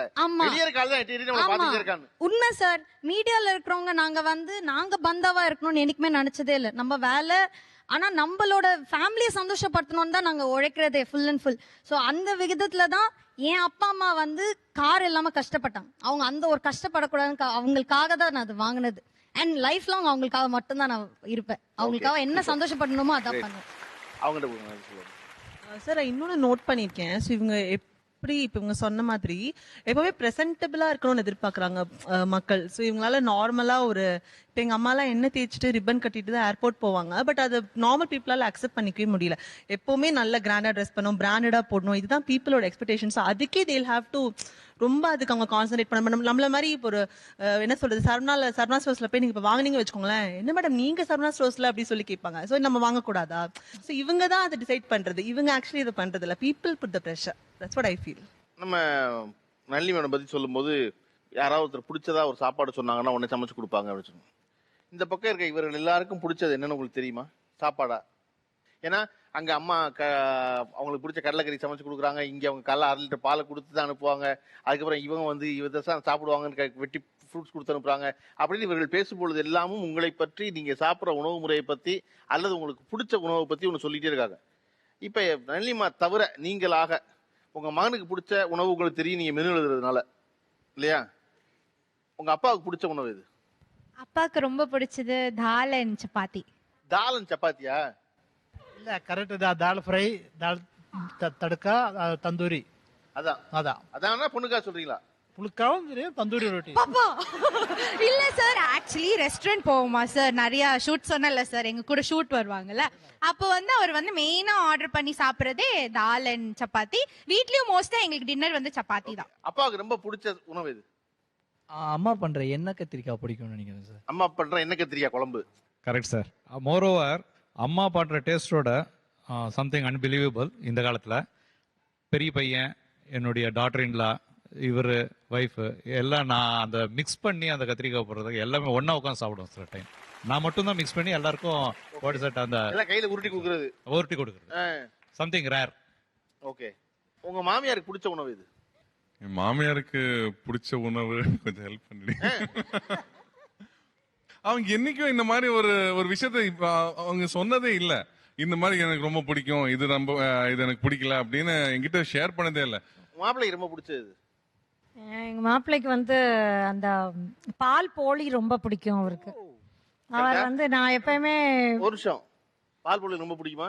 ரொம்ப பிடிக்கும். நீங்க சொன்னீங்களா எனக்கு பிடிக்கும்னு அவங்ககிட்ட? ஆமா, சொன்னதுனால அவங்களுக்கு தெரியும். கீழே எவர்கிட்ட கொடுங்க. அவங்களுக்கு பிடிச்சதுன்னா வந்து நான் கேட்கவே இல்லையே. அதான கேள்வி. சரி, ஓகே சொல்லுங்க. அவங்களுக்கு பிடிச்சது வந்து ரசம் சாதமும் அப்பளமும். ஓகே, அதான் உங்களுக்கு ரொம்ப பிடிச்ச உணவேவா? அவருக்கு ரொம்ப பிடிச்ச உணவு இது? வெஜிடேரியன்ல சாம்பார் சாப்பிடுவாரு, நான்வெஜ்ல பிரியாணினா பிடிக்கும். நான்வெஜ்ல பிரியாணி பிடிக்குமா? ஆமா. என் ஒய்ஃபை பத்தி இந்த இடத்துல ஒரு விஷயம் நான் ரெஜிஸ்டர் பண்ணி ஆகணும். இல்ல நல்ல விஷயம். எல்லாத்துக்குமே தப்பா சொன்னா அப்புறம் பேலன்ஸ் பண்ணணும்ல. எல்லாமே தப்பா சொன்னா வீட்டுக்கு போனாலே அவ்வளவுதான் போச்சு. ஸோ இது வந்து உண்மையும் கூட சார். அவங்க வந்து எல்லா ஆர்டிஸ்டா இருந்தா கூட வீட்டுக்கு வந்தா நல்லா சமைச்சு கொடுப்பாங்க. ஃபர்ஸ்ட் வந்து அவங்களுக்கு சமைக்க தெரியாது. எங்க மாமியார் அவங்களை அப்படி வளர்த்து எல்லாம் இங்க நிறைய பேர் அம்மா என்ன பண்ணிடுறாங்க, குழந்தைங்களுக்கு செல்லம் கொடுத்து வளர்த்துறாங்க. அதனால வந்து கல்யாணத்துக்கு அப்புறம் எங்களை மாதிரி இருக்கிற ஃபேமிலி மேல ரொம்ப கஷ்டப்படுறோம். இல்ல செல்லம் கொடுத்து வளர்க்கறது இல்ல, அது அம்மாக்களோட என்ன அப்படின்னா, எப்படி 25 வயசுல போய் அதுக்குதான் அவன் சமைக்க தான் போறா, குறைஞ்சபட்சம் இங்க இருக்கும் போதாவது பேசாம இருக்கட்டும், சமைக்காம நினைச்சுதான் இருக்கிறத விட செல்லம் கொடுக்கறது இல்ல காரணம். ஓகே சார், அப்படின்னா சந்தோஷம். ஓகே, அவர் என்ன சிறப்பா நல்லா சமைக்கிற என்ன சமைப்பாரு? அவரா ஒண்ணுமே சமைக்க மாட்டாரு, ஒரு உப்புமா கூட செய்ய தெரியாது. பொய் சார், இது பொய். இன்னைக்கு பிரியாணி நான் தான் சமைச்சேன்.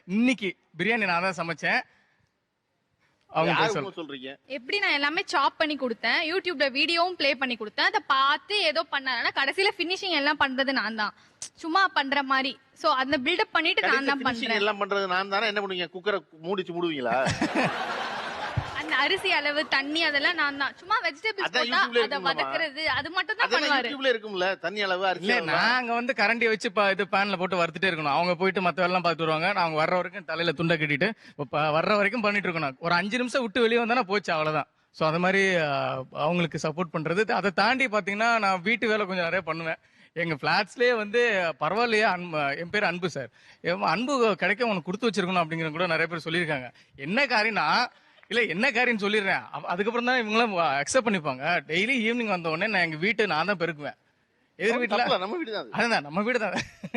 இல்ல நம்ம அவங்களே எதை நினைச்சுப்பாங்க, ஆப்போசிட்ல இருக்கிறவங்க எல்லாம் எனக்கு வந்து இந்த சமுதாயம் வந்து இந்த மாதிரி ட்ரீட் பண்றப்போ எனக்கு கொஞ்சம் வந்து உங்ககிட்ட சொல்ற, நீ ஏன் கதவை திறந்து வச்சுட்டு பெருக்குற? அவங்க இல்ல இதுல வந்து எனக்கு சங்கடம் இல்ல சார். நான் ஹெல்ப் பண்றது வந்து அவங்களுக்கே தெரியும், ரொம்ப விரும்பி தான் நான் ஹெல்ப் பண்றேன். எனக்கும் கொஞ்சம் பிசிக்கலா ஹெல்ப் பண்றீங்க மனோபாவத்தை வெளியே வாங்க. சரி ஓகே. நீங்க திருப்பி எல்லாரும் என்ன எண்ணத்துல இருக்கீங்கன்னா, வீட்டுல ஒய்ஃப் இருக்காங்க நான் தாங்க ஹெல்ப் பண்ணுவேன். என்ன ஹெல்ப், நான் சாப்பிடுறது நீங்க தான். ஓகே அது 2 பேரும் செய்யற வேலை. ஓகேவா? ஒன்று கேட்கலாம் என்னன்னா, நீங்க அம்மா இன்னைக்கு நான் கூட்டிட்டேன் நாளைக்கு நீ கூட்டுமான்னு வேணா கேட்கலாமே ஒழிய அது பண்ண மாட்டாங்க. அது ஓன் டிபார்ட்மெண்ட், அது நீ பண்ணிடணும் அப்படிம்பாங்க. சரி அதனால நம்ம எடுத்து பெருசா எடுத்துக்கிறதுல அதை பண்ணிடணும். ஆனா சமையல்ல வந்து அவங்க வந்து எனக்கு அவ்வளோ குறைய வச்சதே இல்லை, நல்லா சமைப்பாங்க.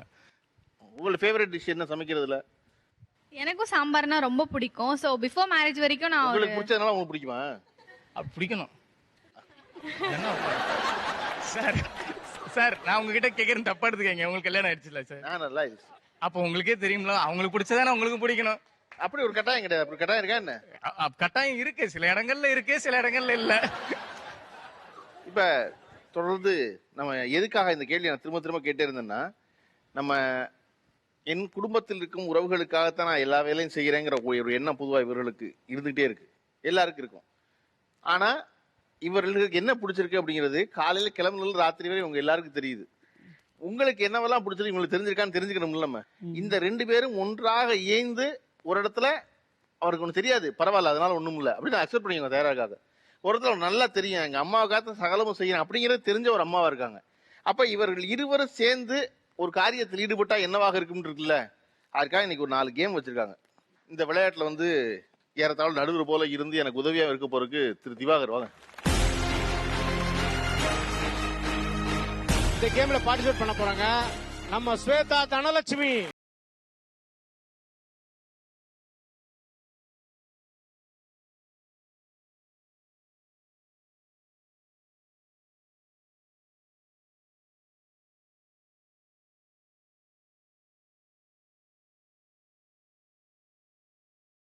சாத்துக்குடியை கட் பண்ணி கொடுக்கணும், இவங்க இதை ஜூஸ் பண்ணணும். இதுல யார் அதிகமா பண்றாங்களோ அவங்க தான் வெற்றியாளர். ரெடி 1 2 3. மிலிட்டரி மேன், ஆர்மி ஆபீசரா பயங்கரமா கட் பண்றாருப்பா. சார் அங்கிள் கை பார்த்து, மேடம் கை பார்த்து. Very good very good very good. என்ன ஸ்வேதா மிஷினே யூஸ் பண்ண மாட்டேங்குது, கையிலே யூஸ் பண்ணுதுப்பா. என்னையா இந்த புளிரா? அடா ஜக்கே ஃபுல் ஆயிடுச்சுப்பா. கை பிடிச்சிருச்சு. ஏமா இந்த இந்த ஜக்குல ஃபுல் பண்ணுமா ஜக்குல. அப்படியா? ஆமா ஃபுல் சொல்லவே பண்ணு. இல்லை நீங்க. இப்பதான் சொல்றேன்ல ஃபுல் பண்ணு. ஃபுல் பண்ணு. என்ன பண்ணணும்? ஊத்து. எங்க ஊத்தணும்? நீ தலையில ஊத்து. இதுல ஊத்து. ஊத்து ஊத்து. ஓகே ஓகே ஊத்து. போட்டு தேரும். என்னென்ன சொல்றோம் பாருங்க. ஏய் மிஸ்ஸில் மிஸ்ஸில் யூஸ் பண்ணு. பாப்பா பாஸ். சார் வெட்டுங்க. இருக்க பாப்பா. சார் எத்தனை வாரல வெட்டி இருப்பீங்க சார்? வெட்டுங்க சார். இந்தியா பாகிஸ்தான் போர்ல வெட்டி இருப்பீங்க. வெட்டுங்க சார். சார் என்ன வெட்டாதீங்க சார். என்ன வெட்டுங்க சார். வெட்டுங்க சார். சாப் இது சாத்துக்குடி சாப். இது கட்டிங் சாப். போடுங்க சாப். புளிமா அம்மா அப்பா நீங்க மிலிட்டரியில சுடுவீங்களாப்பா? இது ஒரு அண்ட புழுகை ஒரு ஆகாச அப்பா மிலிட்டரியில எத்தனை பேரை சுட்டுருக்கீங்க? எத்தனை சப்பாத்தி வெட்டுங்கப்பா. மேடம் என்ன மேடம் ஊறுகாய்க்கு மாங்காய் வெட்டுற மாதிரி வெட்டிட்டு இருக்கீங்க? வர மாட்டேங்குது. பாப்பா கொஞ்சம் பழம். வெட்டியப்பா தூக்கி போட்டு வெட்டுறது இல்லையா? வெட்டுங்கப்பா. ஏமா பார்ட் டைமா என்ன ஊறுகாய் போடுவீங்களா?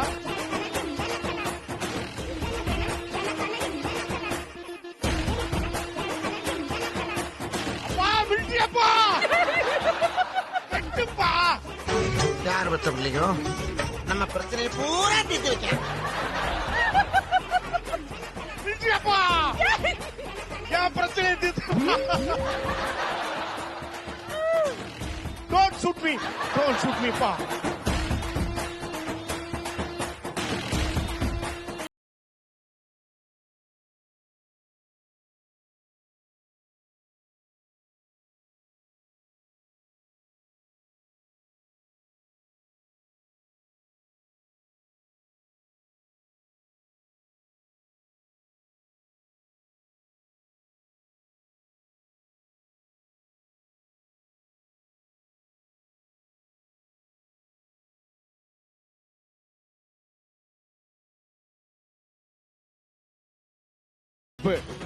இப்ப மிலிட்டரி தந்தையும் ஸ்வேதா மகளும் சேர்ந்து ஒரு கப் ரெடி பண்ணிட்டாங்க. மேட்ச் டை ஆக போகுதுன்னு நினைக்கிறேன். இப்ப திரும்பியும் 10 சாத்துக்குடி உங்களுக்கு கொடுக்கப்படும். ஸ்வேதா வந்து கிட்டத்தட்ட 1 கப் 40 மில்லி அதிகமாக பெற்று முன்னிலையில் இருக்காங்க. வெற்றி டாடி வெற்றி விட்டிருக்காரு. Very good military daddy. நம்ம இந்திய ராணுவத்துக்கே பெருமை சேர்த்துட்டீங்க.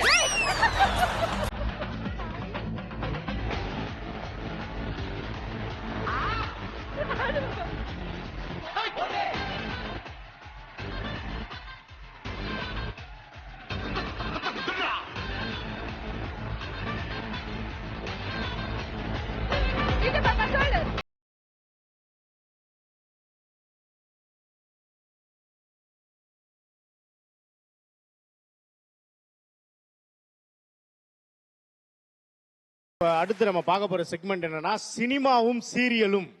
ஒண்ணும் இல்ல, சினிமால காதல் எப்படி இருக்கு, சீரியல்ல காதல் எப்படி இருக்கு, அந்த காட்சியை எப்படி காட்டுறாங்க, ஒரு கேரக்டர் எப்படி எக்ஸ்பிரஷன் பண்றாங்கன்றத நமக்காக பண்ணி காட்ட போறது யாருன்னு பாத்தீங்கன்னா நம்ம சாய் சாரும் நல்லி மேடமும் இந்த செக்மெண்ட பண்ணி காட்ட போறாங்க. ஃபர்ஸ்ட் சினிமாவா சீரியலா? Sir first cinema sir. சினிமால காதல் எப்படி இருக்கு? ரெடி? என்னப்பா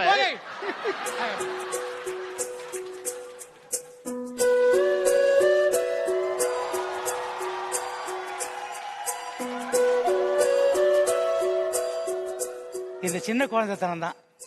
எனக்கு உங்ககிட்ட ரொம்ப பிடிச்ச விஷயம்.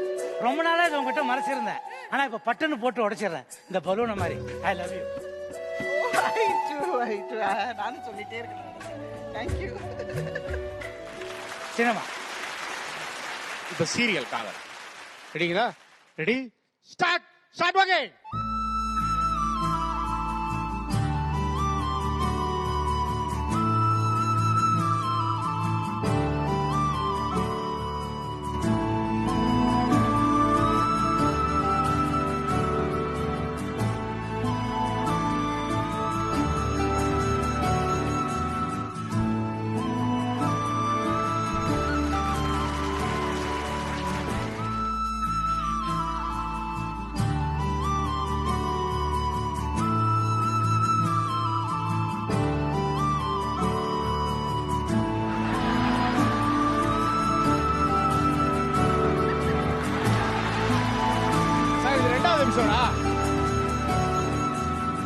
3வது எபிசோடு.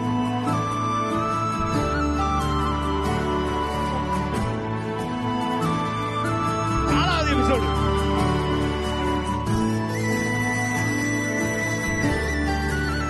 ஆஹா சார் 100 எபிசோடு வந்துருச்சு சார். எப்பதான் சொல்லி முடிப்பீங்க?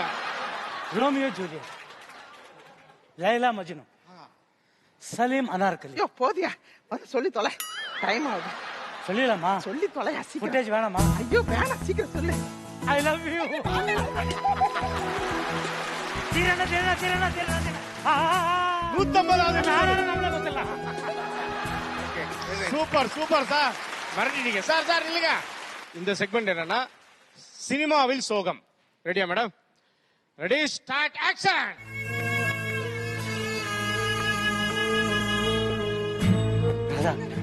நம்மள கஷ்டப்பட்டு வளர்த்த நம்ம மாமா செத்து போயிட்டாரா? இப்பதான் டெலிகிராம் வந்து உடனே சட்டு போட்டு கிளம்பு, போய் பார்த்துட்டு வந்துடலாம். கம் வா, அழறதுக்கு தான் டைம் இல்ல, வா, ட்ரெயின் போயிடும். Okay, super super sir.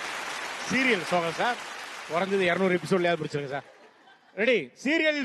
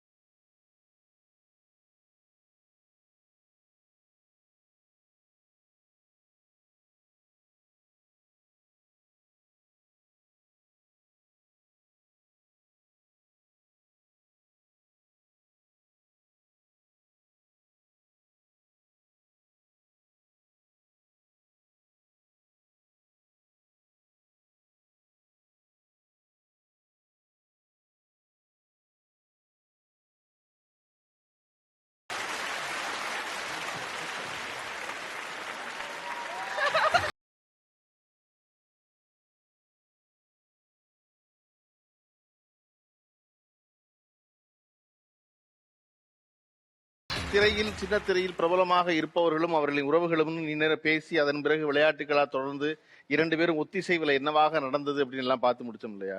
பொதுவா இதை போல இருக்கிற சின்னத்திரை நட்சத்திரங்களை பற்றி ஒரு எண்ணம் இருக்குல்ல, அந்த எண்ணத்தை மாற்றுவது இந்த உரையாடலின் நோக்கம் இல்லை. ஆனா அவர்களுக்கு இன்னொரு பக்கம் இருக்குல்ல, அவர்கள் பிள்ளைகளோட, அவருடைய பெற்றோர்களோட, அவருடைய மகள்களோட அவர்கள் என்னவாக நடந்து கொள்கிறார்கள், அதை நேரடியாக பார்க்கும் பொழுதுதான் ஒரு அம்மா தன் மகளுக்கு தன் மகள் எப்பொழுதும் என்னெல்லாம் தான் யோசிச்சிருக்கான்னு சொல்லி முடிக்கிறதுக்குள்ள அந்த அம்மாவுக்கு குரல் கரகரத்துருது. நல்லியம்முடைய மகளை கேட்கும் போது அவங்க ஒன்று சொல்றாங்க, எப்ப பார்த்தாலும் உனக்கு என்னம்மாங்கிற வார்த்தையை கேட்டு கேட்டே சரிப்படுத்திட்டேனா, நான் ஒரு சாதாரண வாழ்க்கை தான் வாழ விரும்புறேன்னு சொல்றது இருக்குல்ல, அது அந்த பொண்ணுடைய அறிவின் மேன்மை. எங்க அம்மா நடிகை தான், பிரமாதமா சம்பாதிச்சிருக்காங்க, சம்பாதிக்காம இருந்திருக்காங்க, அதை பத்தி எல்லாம் எனக்கு ஒரு கவலையும் இல்லை. நான் ஒரு சாதாரண ஒரு வாழ்க்கை வாழ விரும்புறேன், நான் ஒரு சாதாரண வேலைக்கு போக விரும்புறேன், நான் ஒரு சாதாரண வரிசையில் நிற்க விரும்புறேன்னு சொல்வது இருக்குல்ல, அதை அறிந்து கொள்வது ரொம்ப முக்கியம் எல்லாரும் நினைச்சோம். அவர் சொல்லும் பொழுது நான் எல்லாரும் பெரும்பணம் சம்பாதிப்பதாக நினைக்கிறாங்க மீடியாவில் இருக்கவங்க, அப்படிலாம் ஒரு பெரும்பணம் சம்பாதிக்கல, நான் காரே கடனில் தான் வாங்கி வச்சிருக்கேன், ஆனா எங்க அம்மா புரியாம வீடு வாங்க சொல்றாங்கிறத வெளிப்படையா சொல்வதும் அதுதான் இன்றைக்கு இருக்க உண்மையா அப்படின்னா அந்த உண்மையை எல்லோரும் அறிந்து கொள்வது இருக்குல்ல, அது ரொம்ப முக்கியம். ரொம்ப பிரமாதம் அவர் சொன்னது. நான் சம்பாதிக்கிறத கொண்டு போய் வீட்டில் எழுதி வச்சிருவேன், இந்த பக்கம் இருக்க செலவு எழுதி வச்சிருவேன், என் பிள்ளைகளுக்கு வெளிப்படையா தெரிஞ்சிடும், தெரியறதுனால என் பிள்ளைகள் எதையுமே கேட்பதில்லை, பணம் இருந்தா வாங்கிக்கிறா, அவங்களுக்கே உரிமை இருக்கு அப்படிங்கிறத ஒரு புதிய பாடத்தை நம்ம எல்லோருக்கும் நாம் அறியாத ஒருவர், அறிந்ததாக நினைத்து கொண்டிருந்த ஒருவர் கற்றுக் கொடுக்கிறார். அப்ப இந்த உரையாடலின் நோக்கம் நாம் எல்லோரையும் போலவே இந்த சின்னத்திரையில் மின்னும் நட்சத்திரங்களும் ஒரு சாதாரண வாழ்வே வாழ்கிறார்கள், சாதாரண வாழ்வே வாழ ஆசைப்படுகிறார்கள் என்பதுதான் அந்த நிகழ்ச்சியுடைய நோக்கமாக இருந்துச்சு. அதை கலந்துகிட்ட உங்க எல்லாருக்கும் நன்றி சொல்வதை விடவும் உங்களுடைய வேண்டுகோளை ஏற்று இந்த நிகழ்ச்சிக்கு பங்கு கொண்ட உங்க குடும்பத்தாருக்கு தான் பெரிய நன்றி சொல்ல நான் நினைக்கிறேன். ஏன்னா விளக்கொலியில மின்றவர்கள் எப்பொழுதும் ஒரே மணலில் இருப்பதில்லை. எனக்கு எந்த பிரபல்யமும் வேண்டாம், நான் ரொம்ப சாதாரணமா இருந்துடுறேன், இதுல என்ன இருக்கு அப்படின்னு நினைக்கிற அவர்களே தான் அவர் சொன்ன மாதிரி கல்யாண வீட்டுக்கு போனா ஏன் நம்மளை யாருமே உத்து பார்க்கல அப்படிங்கிற பதட்டமும் நமக்கே தான் வருது. அப்ப இது ரெண்டுக்கும் ஊடாடும் போது ஒரு நாள் முழுமைக்கும் ஒரு வாழ்க்கை முழுமைக்கும் உடனே இருக்க உறவுகள் அவர்களை ஒவ்வொரு நேரமும் அதை பேலன்ஸ் பண்ணிட்டே இருக்க வேண்டியது. இந்த வாழ்வு மேலும் உங்களுக்கு செழிக்கட்டும். இந்த நிகழ்ச்சியில சிறப்பா கலந்து கொள்ற இருவருக்கு புத்தகம் பரிசீலிப்பது வழக்கம். மாப்பிள்ள வாங்க நீங்க. ரொம்ப வெளிப்படையா ஆமா அதனால என்ன இருக்கு, நான் வந்து காதலிச்சேன், காதலிச்சு கல்யாணம் பண்ணேன், அதனோட சரி பண்ணி தான் நான் வாழ்றேன் அப்படின்னு சொல்றது. ஒவ்வொரு இடத்துலயும் நான் மனைவிக்கு உதவி செய்யறேன்னு சொன்னா கூட இல்லைங்க அப்படி சொல்லக்கூடாது. நீங்க அது உங்களுடைய வாழ்வு தான் சொன்னா ஆமா தப்பு தான் அப்படி சொல்லக்கூடாது. அதனால நான் தாலியே போட்டுட்டு இருந்தேன். தாலியை நீங்களே போட்டுக்க, அது பெருமை தான், அதுல ஒன்றும் தப்பு கிடையாது. அவன் வந்துரு. நீங்க கௌரா பதிப்பு வழக்கு ரூபாய் 4000 மதிப்புள்ள புத்தகம் கொடுத்துருங்க. கௌரா பதிப்பு வழங்கும் ஒரு 4000 மதிப்புள்ள புத்தகத்தை இந்த பக்கம் பரிசா பெறுவது எல்லாருக்கும் பணத்தை எப்படி சம்பாதிக்கணும்னு சொல்லி கொடுப்பாங்க. ஆனா என் குடும்பத்தினருக்கு நான் பணத்தை எப்படி செலவழிக்க சொல்லி கொடுத்திருக்கேன். ஒரு நோட்டு போட்டு எழுதி வச்சிருக்கேன். யார் வேணாலும் அந்த நோட்டு எடுத்து பார்க்கலாம்னு வெளிப்படையா சொன்னேன்.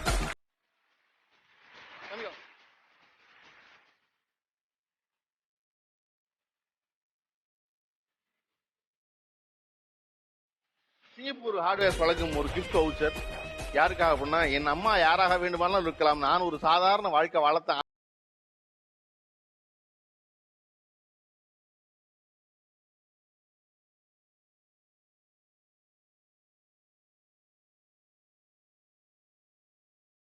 அனைவருக்கும் வணக்கங்கள், வாழ்த்துக்கள், வாழ்வு செழிக்கட்டும். மீண்டும் இன்னொரு நிகழ்ச்சியில் சந்திப்போம்.